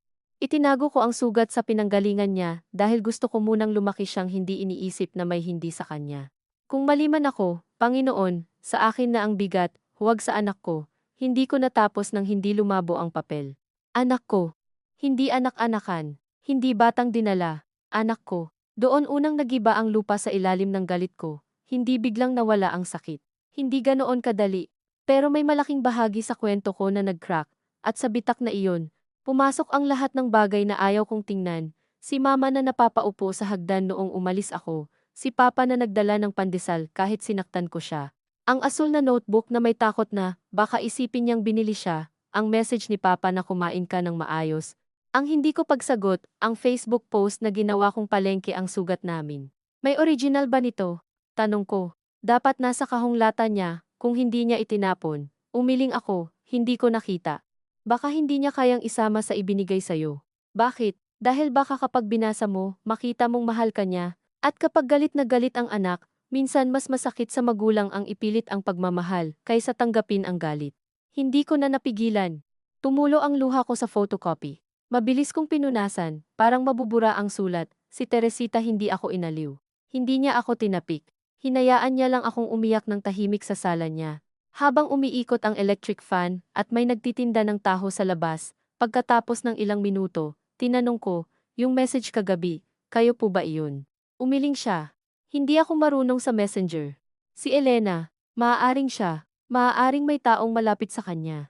Alam niyo kung nasaan siya, hindi ngayon, pero may narinig ako noon na lumipat sila sa Laguna, may kamag-anak sa Santa Rosa. Inabot niya ang isang maliit na papel na may lumang address, hindi kumpleto, pero may pangalan ng subdivision at isang contact number na mukhang landline pa. Hindi ko alam kung gumagana pa iyan, matagal na. Kinuha ko. Sa loob ko, may bahagi pa ring gustong habulin si Elena, tanungin kung bakit, sigawan, hanapin ang mukha ko sa mukha niya. Pero mas malakas na ngayon ang ibang tanong, paano ako haharap kina mama at papa matapos ang mga sinabi ko? Nang lumabas ako sa bahay ni Teresita, tanghaling tapat na, mainit ang semento, at sa ilalim ng araw, parang mas mabigat ang bag ko. Tinawagan ko si Amelia. Sinagot niya matapos ang ikalawang ring. Mira, hindi ko alam ang sasabihin. Ang dami kong hinandang paratang dati, ngayon, wala akong maayos na pangungusap. Nakausap ko si Aling Teresita, sabi ko. Tumahimik siya. Ah, totoo ba? Na ikaw ang nagdala sa akin kina mama dahil natakot kang kunin ako ng pamilya ni Elena. Oo, bakit hindi mo sinabi ng diretsyo? May lungkot sa tawa niya. Sinubukan ko, pero noong unang gabi, tinawag mo akong duwag bago pa ako makapagsimula. Hindi kita sinisisi, pero natakot din ako. Ang salitang natakot ay bumalik sa akin na parang salamin. Lahat sila natakot. At ako, dahil takot, nanakit. Yung pera ni mama sa'yo, ibinalik ko ang iba. Tinanggap ko ang iba, sabi niya. Walang palusot. May anak akong pinag-aaral noon at si Lorna, matigas ang ulo niya. Sabi niya, kung ako raw ang unang nagligtas sa'yo mula sa gulo, hindi niya ako pababayaan kapag ako naman ang gipit. Hindi iyon bayad, Mira. Utang na loob, oo, pero hindi bayad sa katahimikan. Nakasandal ako sa pader ng tindahan, pinapanood ang mga sasakyang dumaraan. Nasaktan kita sa sinabi ko. Oo, sagot niya. Hindi siya nagkunwaring hindi.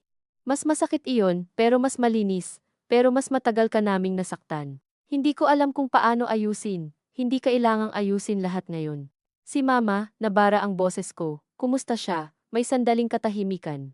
Hindi ko siya nakausap mula kahapon, si Carla ang nagsabing may post ka. Napapikit ako, tinanggal ko na. Hindi ko pa talaga tinatanggal, pero habang kausap siya, binuksan ko ang phone ko at dinilet ang post. Late na. Marami nang nakakita. Pero kahit late, may mga bagay na kailangan pa ring itigil. Pagkatapos ng tawag, binuksan ko ang messages ni Papa. Nandoon pa rin ang huling text niya tungkol sa post. Nag-type ako ng nasaan kayo? Binura ko. Nag-type ako ng sorry. Binura ko rin. Napakahirap pala humingi ng tawad kapag matagal mong ginawang pagkatao ang pagiging tama. Sa huli, nag-message ako kay mama. Ma, pwede ba akong umuwi mamaya? Matagal bago nag-delivered, mas matagal bago nagsiin. Walang reply, nag-message ako kay Papa. Pa, uuwi ako. May kailangan akong sabihin. Nag-reply siya makalipas ang ilang minuto. Nasa bahay kami, iyon lang. Pero sa ikli ng sagot niya, hindi ko naramdaman ang lamig na dati kong hinahanap. Narinig ko ang pagbukas ng pinto. Pagdating ko sa Antipolo, hapon na, may mga batang naglalaro ng tumbang preso sa eskinita. May kapitbahay na nagdidilig ng halaman. May amoy ng ginisang bawang mula sa bahay ni Aling Mercy. Normal ang lahat sa labas, at iyon ang masakit, ang mundo hindi humihinto para hintayin kang maintindihan ang sarili mong pagkakamali. Sa harap ng bahay namin, nakasabit pa rin ang lumang wind chime na gawa sa kapis. Dati, naiinis ako sa tunog nito. Ngayon, parang may kinakalansing na alaala. Bago ako kumatok, narinig ko sina mama at papa sa loob. Hindi sila nag-aaway. Si mama nagsasabi ng, huwag mo siyang pilitin, at si papa sumagot, hindi ko pipilitin, pero hindi ko rin hahayaang mag-isa siya. Napahawak ako sa pinto. Ilang beses kaya nilang sinabi iyon tungkol sa akin, nang hindi ko naririnig, kumatok ako. Si papa ang nagbukas. Sa unang tingin, gusto kong umiyak. Hindi dahil nagbago siya, kundi dahil pareho pa rin siya. Luma ang pambahay. May tuyong semento sa kuko, may pagod sa balikat, at may mukha ng taong hindi marunong magtago ng pagmamahal kapag sobra na itong nasaktan. Pasok, sabi niya. Hindi niya ako niyakap. Hindi rin ako lumapit. Sa sala, si mama nakaupo sa tabi ng kahong lata. Namumugto ang mata niya, nasa harap niya ang pulang sobre, o ang isa pang kapareho nito. Hindi ko alam. Nang makita niya ako, tumayo siya, pero parang hindi sigurado kung may karapatan pa siyang lumapit. Ma, sabi ko, at doon pa lang. Bumigay na ang boses ko. Hindi ako nakapagsalita agad. Umupo ako sa mesa, inilabas ang photocopy ng note niya, at inilapag sa harap niya. Nakita ko to kay Aling Teresita. Tumingin siya sa papel, at ang mukha niya ay parang nahuling hubad. Hindi ko akalaing tinago niya pa. Bakit hindi mo isinama sa sobre? Hinawakan niya ang gilid ng papel, pero hindi binasa. Alam niya ang laman, dahil ayokong magmukhang pinipilit kitang maawa sa akin. Akala ko kasi, napatigil ako. Ang daming akala ko na naging kutsilyo, akala ko bayad si Amelia, akala ko binili ako. Akala ko ayaw niyo akong malaman ang totoo, dahil nakakahiya ako. Akala ko si Papa hindi lumalaban para sa akin. Akala ko lahat ng katahimikan ninyo ay panloloko. Akala ko awa lang ako, natapos ko. Si Mama umiling, at ngayon tuluyan ng tumulo ang luha niya. Hindi ka awa, Mira. Dumating ka sa amin ng magulo ang lahat, oo, pero hindi ka awa. Ikaw ang unang umagang hindi ko kinatakutan pagkatapos ng maraming taon, na akala ko walang darating para sa akin. Si Papa tumayo sa gilid, tahimik, pero nakita kong pinupunasan niya ang mata niya gamit ang hinlalaki. Bakit hindi niyo sinabi noong nagtanong ako kung anak ba ako ni Papa? Tanong ko, hindi na iyon paratang, pero masakit pa rin. Si Papa ang sumagot, dahil duwag ako. Napatingin kami ni Mama sa kanya. Ernesto, sabi ni Mama. Totoo naman, sabi niya. Umupo siya sa tapat ko.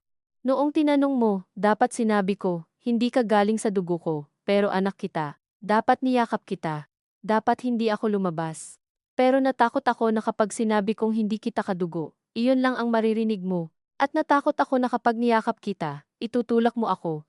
Naramdaman ko ang hiya na dahan-dahang kumalat sa dibdib ko. Tinulak ko rin naman kayo kahit hindi niyo ako niyakap. Pare-pareho tayong natakot, sabi niya. Pero ikaw ang bata noon, kami ang dapat mas matapang. Ang linyang iyon ang nagpabigat sa lahat, dahil kahit may mali sila, hindi nito binubura ang mali ko, at kahit may mali ako, hindi nila itinulak lahat sa akin. Iyon ang mas mahirap tanggapin kaysa sa sisi. Mas madaling lumaban sa magulang na ipinapasa sa iyo ang kasalanan. Mas mahirap humarap sa magulang na umaamin ng pagkukulang habang mahal ka pa rin. Inilabas ko ang phone ko, at binuksan ang screenshot ng mensahe. Huwag mong pagkatiwalaan si Rafael. Hindi niya sinabi sa kanila ang lahat. Ipinakita ko sa kanila, nagbago ang mukha ni Papa. Si Mama napahawak sa rosaryo. Sino nagpadala? Tanong ni Papa. Hindi ko alam. Baka si Elena. Baka may malapit sa kanya. Ano pa ang sinabi? Puntahan si Teresita. Huwag dalhin si Rafael. Nagkatinginan sila. May tinago nga si Rafael, sabi ko, yung sulat ni Elena. Yung possibility na hinahanap niya ako. Hindi ako sigurado kung iyon ang eksaktong ibig sabihin, pero iyon ang alam ko sa ngayon. Si Mama huminga ng mabigat. Matagal ko nang naramdaman, bakit hindi mo sinabi sa akin? Tanong ko, at agad kong naramdaman ang lumang tono, kaya pinababa ko ang boses. Sorry, bakit hindi niyo hinarap si Rafael? Si Papa sumagot, hinarap namin. Ilang beses, pero bawat beses, may dala siyang bagong dahilan. Minsan proteksyon daw kay Elena, minsan legal risk, minsan para sayo. At dahil kailangan namin siya para sa papeles, lumunok kami. At ako ang nagbayad sa paglunok ninyo, sabi ko, mahina. Si Mama tumango. Oo, walang depensa, walang palusot, biglang sumikip ang lalamunan ko. Ma, yung post, hindi ko na ituloy, yumuko ako. Binura ko na, pero alam kong huli na, pasensya na. Ang salitang pasensya, sa dami ng taon na inipon kong galit, parang maliit, parang kulang na kulang. Hindi ko dapat ginawa iyon, hindi ko dapat ginawang usap-usapan ang sakit natin. Hindi ko dapat sinabi na binenta niyo ako. Nanginginig na ang boses ko. Hindi ko alam kung paano ako hihingi ng tawad sa lahat ng sinabi ko. Si Mama lumapit, mabagal. Umupo siya sa tabi ko. Hindi niya ako niyakap agad. Inabot niya lang ang kamay ko sa mesa, tulad noong bata ako, at ayaw kong pumasok sa classroom. Hindi ko rin alam kung paano ko ibabalik ang tiwala mo, sabi niya, kaya huwag nating pilitin na parang isang sorry lang tapos okay na. Doon ako tuluyang umiyak, hindi malakas, hindi maganda, hindi parang sa pelikula. Umiiyak ako na parang batang nahuling mali matapos ipilit na siya ang tama. Hinawakan ko ang kamay ni Mama, at sa unang beses matapos ang maraming taon, hindi ako umiwas nang hinaplos niya ang likod ng palad ko. Si Papa lumapit at inilagay sa mesa ang isang maliit na susi na kinakalawang, iyong nakita ko sa kahunglata. May isa pa kaming hindi na ibigay, sabi niya. Napatingin ako, biglang kinabahan. Ano yan? Susi ng maliit na storage box sa bahay ni Rafael. Siya ang nagbigay nito noon. Sabi niya, may mga kopya ng papel mo roon kung sakaling kailanganin, pero nang hingin namin, laging sinasabi niyang siya na ang kukuha. Hindi namin ginamit dahil ayaw naming magmukhang nagnanakaw. Ngayon, hindi ko na alam kung tama ba iyon. Hinawakan ko ang susi, mabigat ito sa palad, kahit maliit. Storage box. Sa lumang opisina niya sa Cubao, kung nandoon pa. Bakit ngayon lang? Tanong ko, pero wala nang talim. Pagod na ang tanong. Si Papa tumingin sa akin. Dahil ngayon lang namin naintindihan na ang sobrang pag-iingat namin ay naging isa pang kulungan para sayo. Hawak ko ang susi, ang pulang sobre, at ang note ni Mama, 3 bagay. 3 uri ng katotohanan, ang lihim, ang pagmamahal, at ang pinto na hindi pa nabubuksan. Gusto kong sabihin agad na pupuntahan ko si Rafael, na haharapin ko siya, na kukunin ko lahat. Pero tumingin ako kay Mama, sa namumugto niyang mata, at kay Papa, sa kamay niyang may kalyo. At naramdaman kong bago ko hanapin ang babaeng nagluwal sa akin, at ang lalaking nagtago ng sulat, may kailangan muna akong harapin sa loob ng bahay na ito. Pa, sabi ko, halos pabulong. Ma, napatingin sila sa akin. Hindi ko pa kayang ayusin lahat, pero gusto kong subukan. At gusto kong kasama kayo kapag binuksan natin kung ano man ang binabantayan ni Rafael. Hindi agad sumagot si Papa. Si Mama pinisil ang kamay ko. Sa labas, tumunog ang kapis wind chime, mahina. Parang may dumaan na hangin na matagal nang hindi nakakapasok. Akala ko iyon na ang unang hakbang pabalik. Pero bago pa kami makapagpasya kung kailan pupunta, nagring ang phone ko. Unknown number. Nagkatinginan kaming tatlo. Sinagot ko, naka-loudspeaker. Ilang segundo, puro hininga lang. Tapos boses ng babae, mas matanda kaysa sa inaasahan ko. Mahina pero malinaw. Mira, ako si Elena. Kung hawak mo na ang susi, huwag mong bubuksan kasama si Rafael. At anak, bago ka maniwala sa kahit sinong nagsabing iniwan kita ng walang dahilan, pakinggan mo muna ako. Hindi ako nakasagot agad. Sa loob ng ilang segundo, ang sala namin ay naging kasing tahimik ng simbahan. Pagkatapos ng misa, iyong sandaling wala pang naglalabas ng payong, wala pang nagbubulungan sa labas, at lahat ay parang may hinihintay na unang gagalaw. Hawak ko ang phone, naka-loudspeaker, nakatingin ako kina Mama at Papa, at ang salitang anak mula sa babaeng nasa kabilang linya ay nakabitin sa pagitan namin na parang hindi alam kung kanino lulugar. Si Mama ang unang yumuko. Hindi niya binitiwan ang kamay ko, pero humina ang pisil niya, na para bang ayaw niyang iparamdam na inaangkin niya ako, habang may ibang babaeng tumatawag sa akin sa parehong pangalan. Si Papa naman, nanatiling nakatayo, hawak ang likod ng silya, ang mukha niya ay hindi galit, hindi rin takot lang, para siyang taong muling binuksan ang pinto sa kuwartong ilang taon niyang binantayan. Elena, sabi niya, mababa ang boses. Sa kabilang linya, huminga ang babae. Ernesto. Doon ko narinig na kilala niya si Papa. Hindi personal na malapit, kundi kilala sa paraang may utang na hindi nabayaran ng panahon. Huwag mong ibababa, sabi ni Papa sa akin, pero hindi iyon utos, pakiusap iyon. Nasaan ka? Tanong niya kay Elena. Malayo, hindi ako makakapunta ngayon. 20 mahigit na taon kang malayo, sabi ni Mama, hindi niya napigilan. Hindi siya sumigaw. Pero ang isang pangungusap na iyon ay may bitbit na lahat ng gabing hindi siya nakatulog. Lahat ng tanong na hindi niya naitanong, lahat ng takot na baka isang araw may dumating at sabihin, akin siya, ibalik niyo siya. Alam ko, sagot ni Elena. Wala akong hihinging kapatawaran sa inyo sa telepono. Hindi namin kailangan ang kapatawaran mo, sabi ni Mama, at doon ko naramdaman ang kamay niya na muling humigpit. Kailangan ni Imira ang totoo. Ang pangalan ko sa bibig ni Mama ang nagpabalik sa akin. Hindi ako papel sa pagitan nila. Hindi ako kasalanan na pinag-aagawan ng mga matatanda. Ako ang babaeng nakaupo sa mesa, may hawak na susi, may pulang sobre sa tabi, at may dalawang ina. Sa magkabilang panig ng isang tawag, ang isa ay nagluwal sa akin, ang isa ay bumuhat sa akin sa araw-araw.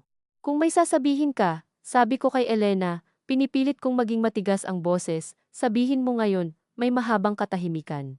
Sa likod ng tawag, may ingay ng electric fan o baka lumang aircon, at sa malayo, parang may aso.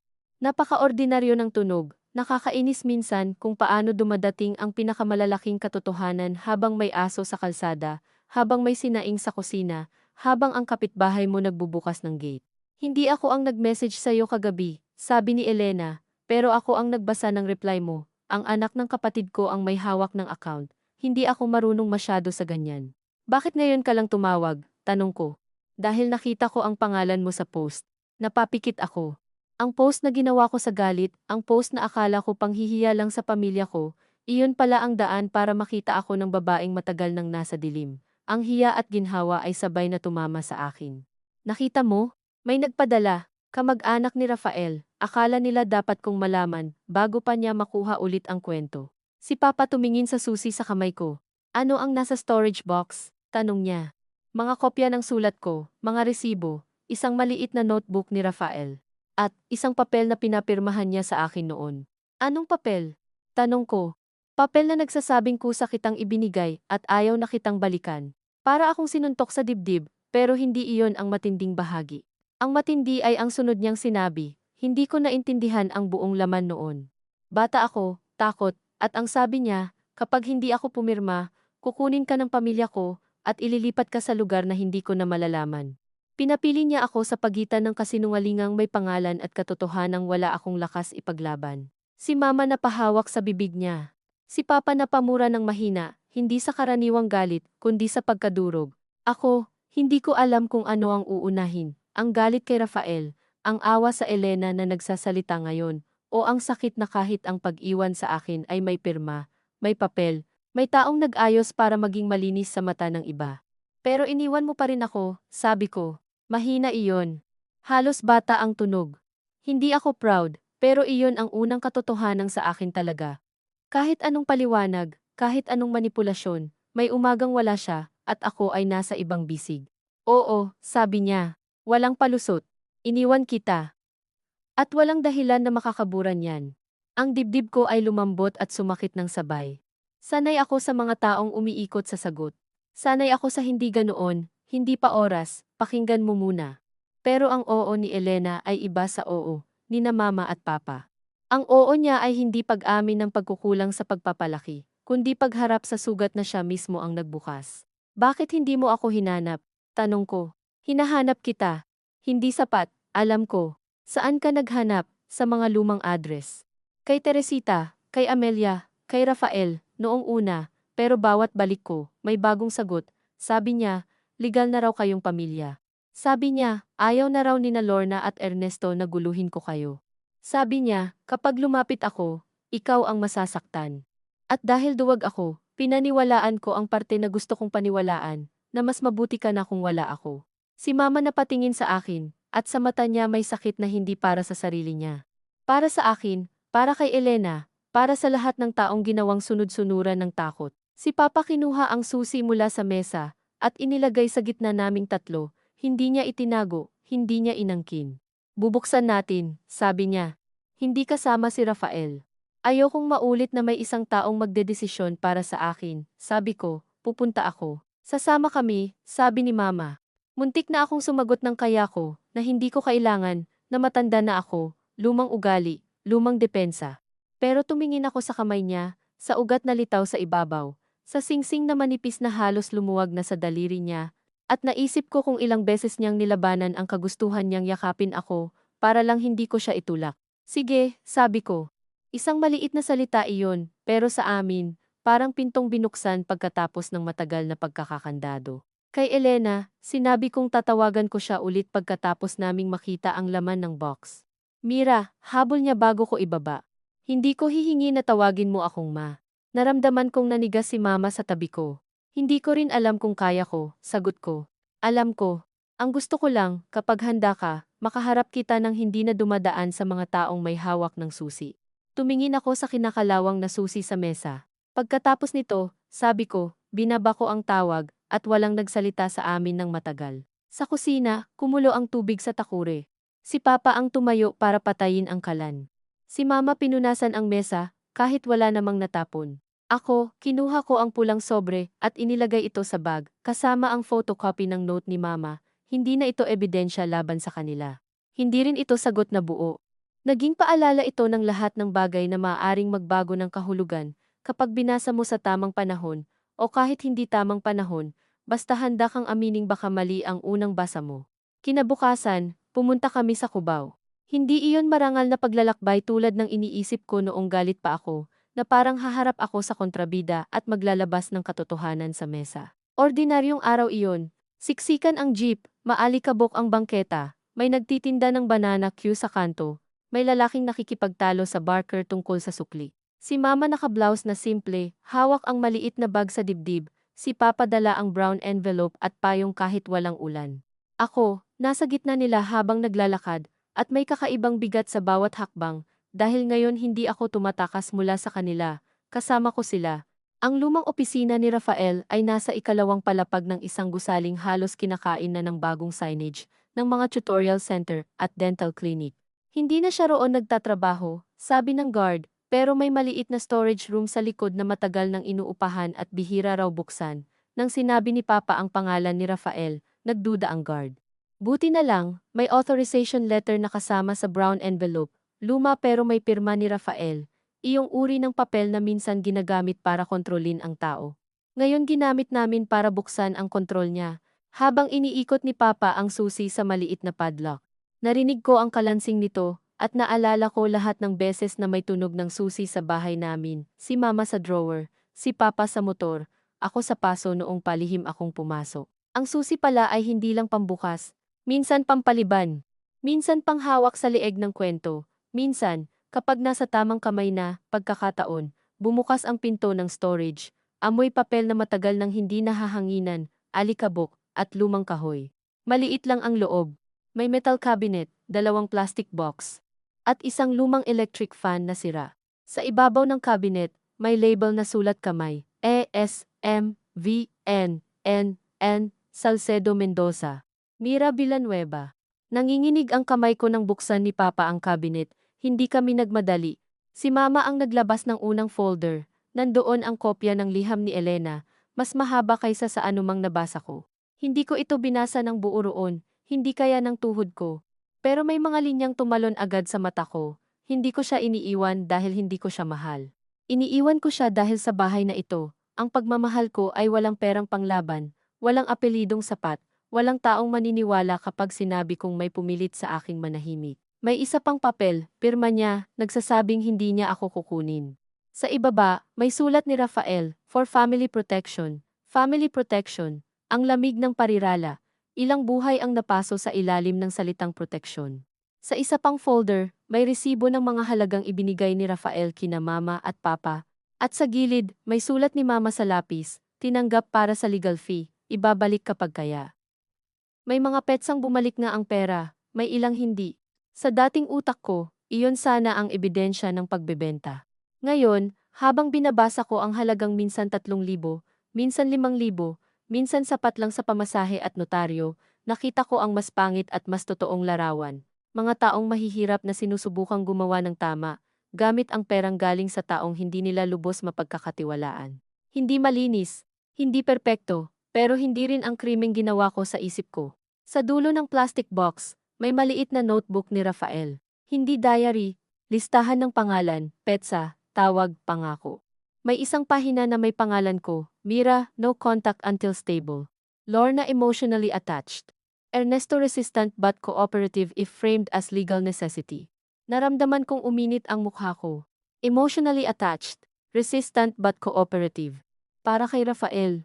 Ang pagmamahal ni na Mama at Papa ay notes sa strategy. Hindi sila perpekto, pero binawasan niya sila hanggang maging salita sa notebook. Sa ibaba, may isa pang linya, Elena requested visit, denied, too disruptive, denied. Isang salitang Ingles, tuyong-tuyo, ngunit doon ako napaupo sa kahon. Elena requested visit. Hindi siya bumalik dahil wala siyang pakialam o hindi lang iyon ang buong totoo. May hiningi siyang pagkakataon, may taong tumanggi, at ako. Buong buhay kong inisip na lahat ng hindi dumating ay kusang ayaw lumapit. Si Mama lumapit sa akin. Anak, hindi niya alam kung paano itutuloy. Ako rin. Hinawakan ko ang notebook at sinabi, ang dami kong inimbento. Hindi mo inimbento lahat, sabi ni Papa. May itinago talaga kami, pero ginawa kong mas masama kaysa sa alam ko. Hindi sila sumagot, iyon ang awa nila sa akin. Hindi nila ginamit ang pag-amin ko para makabawi. Sa halip, tinulungan nila akong ilagay ang mga papel sa bag. Isa-isa, maingat, parang hindi lang dokumento ang hawak namin, kundi mga buto ng taong matagal ng hinukay at kailangan ng ilibing ng maayos. Bago kami umalis, dumating si Rafael. Hindi ko alam kung sino ang nagsabi sa kanya.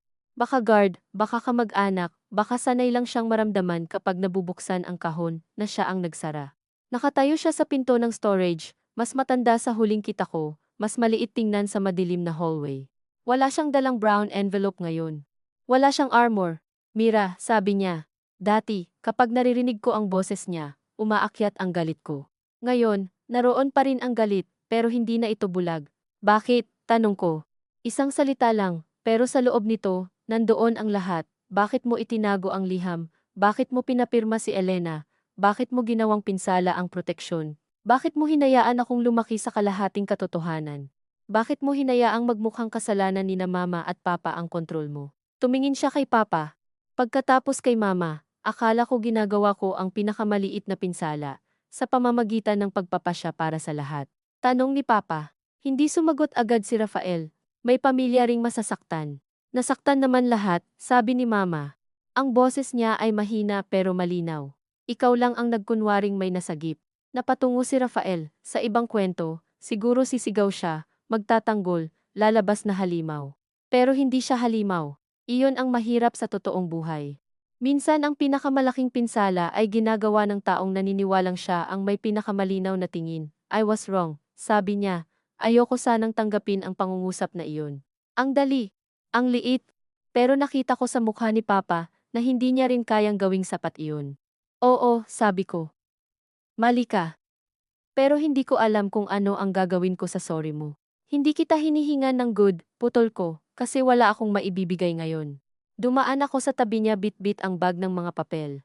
Si Mama sumunod, tapos si Papa, walang eksenang malaki. Walang sigawan sa hallway, pero habang bumababa kami sa hagdan, naramdaman kong may isang bahagi ng lumang takot na naiwan sa storage room, kasama ng alikabok at bakal na cabinet. Hindi pa iyon kapatawaran, hindi rin kapayapaan, pero hindi na ako nakatali sa tanong na ginawa ng iba. Sa bahay, tinawagan namin si Elena. This time, hindi naka-loudspeaker agad. Tinanong ko muna sina Mama at Papa kung gusto nila. Si Mama tumango. Si Papa umupo sa malapit. Nang sumagot si Elena, sinabi ko, nakita namin ang notebook, nakita namin ang sulat mo, tahimik siya ng matagal. Galit ka? Oo. Huminga siya. May karapatan ka, pero hindi lang galit. Hindi ko alam kung paano ipaliwanag. May lungkot, may awa, may inis, may pagod, may batang gustong magtanong kung kamukha ba niya ako kapag umiiyak, may dalagang gustong sumigaw kung bakit hindi niya binasag ang pinto noon. May babaeng nasa gitna ngayon ng dalawang katotohanan, na parehong may sugat. Gusto kitang makaharap, sabi ko. Pero kasama sina Mama at Papa. Narinig ko ang pigil niyang pag-iyak, kung papayag sila. Si Mama ang sumagot, papayag kami, pero hindi para ibalik ang anak namin, para hindi na siya maglakad mag-isa sa kwentong dapat matagal na naming binuksan. Doon ako napaiyak ulit, hindi dahil sa drama, kundi dahil sa salitang anak namin na hindi lumaban sa presensya ni Elena. Hindi binura, hindi itinago, pinalawak lang, kahit masakit. Nagkita kami ni Elena makalipas ang 1 linggo sa isang maliit na cafe malapit sa simbahan sa Sta. Rosa. Pinili ni Mama ang lugar dahil maliwanag daw at hindi masikip. Si Papa naman, mas maagang dumating kaysa sa amin at pumili ng mesa na hindi malapit sa pinto, hindi rin sa gitna. Ganoon siya mag-alaga, sa pagpili ng mesa, sa pag-order ng tubig bago ka maupo, sa pagtatanong sa waiter kung malamig ba ang aircon. Dumating si Elena na nakasuot ng simpleng beige blouse, may hawak na maliit na paper bag. Nang makita ko siya, Hindi ako nakaramdam ng biglang pagkilala tulad ng inaasahan ng iba sa ganitong tagpo. Hindi ko narinig ang dugo, hindi tumigil ang mundo. Nakita ko lang ang isang babae na may mata na kahawig ng sa akin, kapag pagod, may kamay na nanginginig, at may dalang bigat na hindi kayang itago ng Mira, sabi niya. Tumango ako. Sa mesa. Umupo si mama sa kaliwa ko, si papa sa kanan, hindi para harangan siya, kundi para ipaalala sa aking may uuwian ako kahit saan humantong ang usapan. Inilabas ni Elena ang paper bag. Sa loob, may maliit na dilaw na kumot, luma, maingat na nakatupi. Ito ang kumot mo, sabi niya. Akala ko nawala, itinago pala ng kapatid ko, hindi ko agad hinawakan. Ang dami ng bagay sa buhay ko ang naging mabigat, pulang sobre, brown envelope, susi, notebook. Ngayon, kumot naman.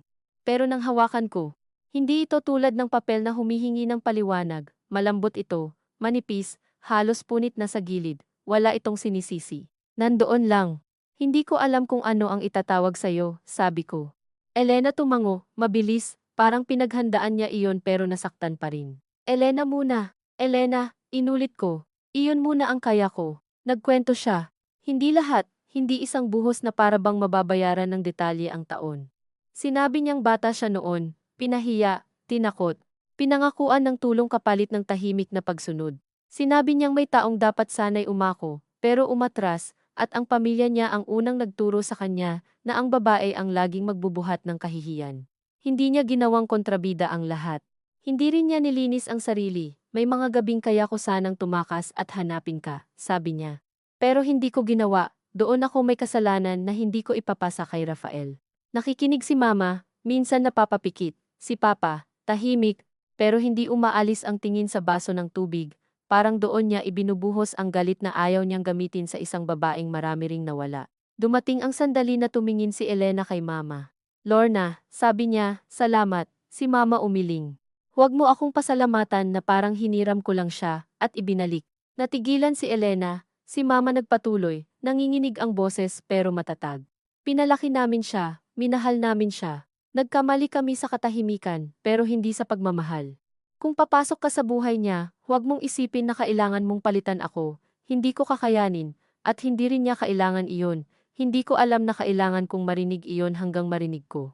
Dahil sa loob ko, may takot din pala na kapag pinakinggan ko si Elena, pagtataksil iyon kay mama, na kapag nakita ko ang sarili ko sa ibang babae, mababawasan ang babaeng nagbaon ng kanin sa lunchbox ko. Tumingin si Elena kay mama at tumango. Hindi ko kayang palitan ka. Hindi ko rin dapat subukan. Ang usapang iyon ang unang pagkakataon na walang may hawak ng kwento ko ng mag-isa. Hindi siya malinis. May mga tanong pa ring naiwan. May mga pangalan na hindi ko hinabol dahil hindi pa ako handa.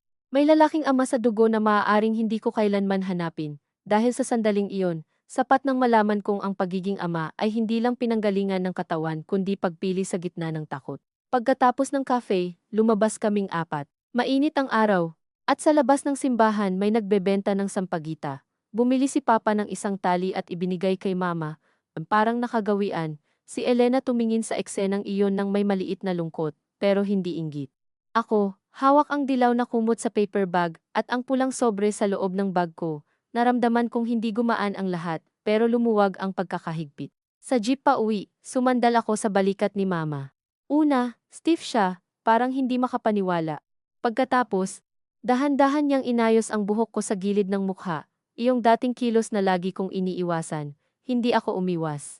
Si Papa, nasa harap namin, nakatingin sa bintana, pero nakita ko sa refleksyon na umiiyak siya ng tahimik, hinayaan namin siya. May mga luha na hindi kailangang punasan agad. Pag-uwi namin sa Antipolo, binuksan ni Mama ang kahong lata at tinanong kung gusto ko raw itapon ang pulang sobre.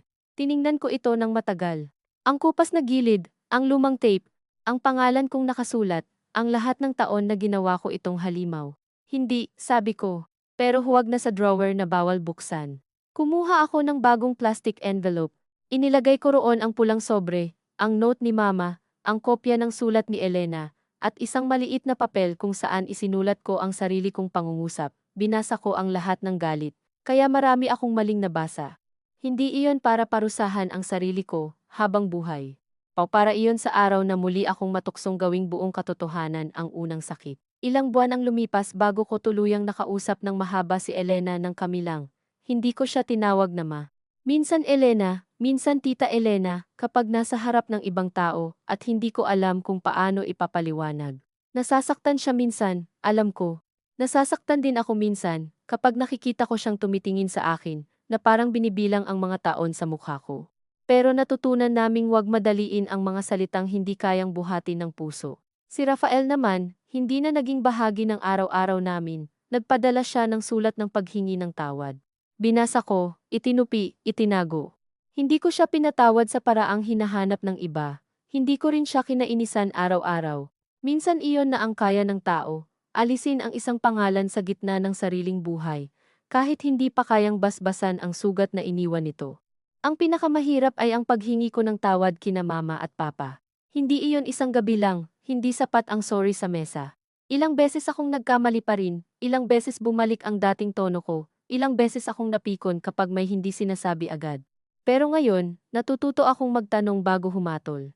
Minsan, kapag may nakikita akong lumang resibo o nakasarang kahon, humihinga muna ako. Si mama, natututo ring magsabi kahit nanginginig. Si papa, minsan nagsasalita na bago lumabas ng bahay. Hindi kami naging perpekto, hindi naging biglang masaya ang lahat dahil lumabas ang totoo.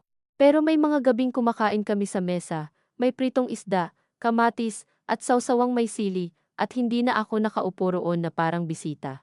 May mga umagang nagte-text si Papa nang kumain ka, at sumasagot ako ng opo, pa, hindi dahil obligasyon, kundi dahil alam ko na ngayon na sa dalawang salitang iyon niya kayang sabihin ang maraming bagay.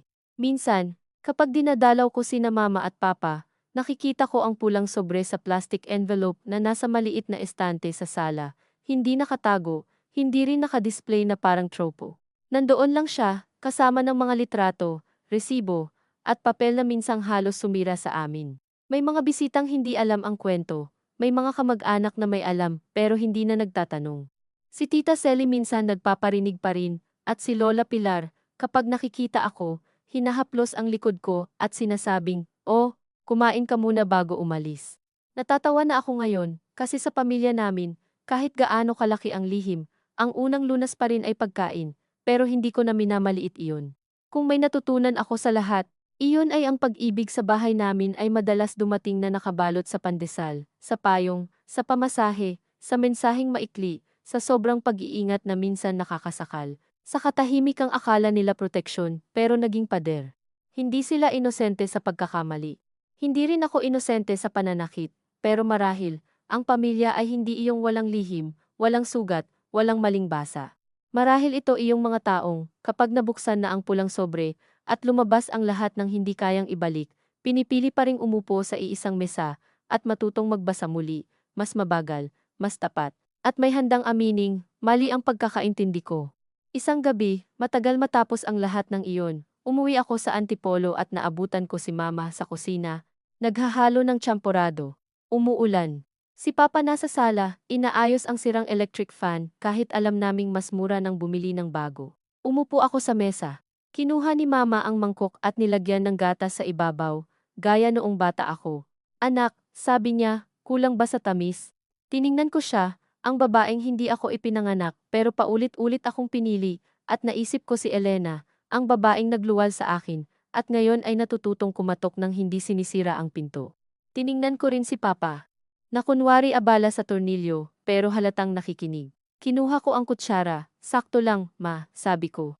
At sa unang pagkakataon sa mahabang panahon, ang salitang iyon ma ay hindi tanong, hindi paratang, hindi awa, kundi pag-uwi.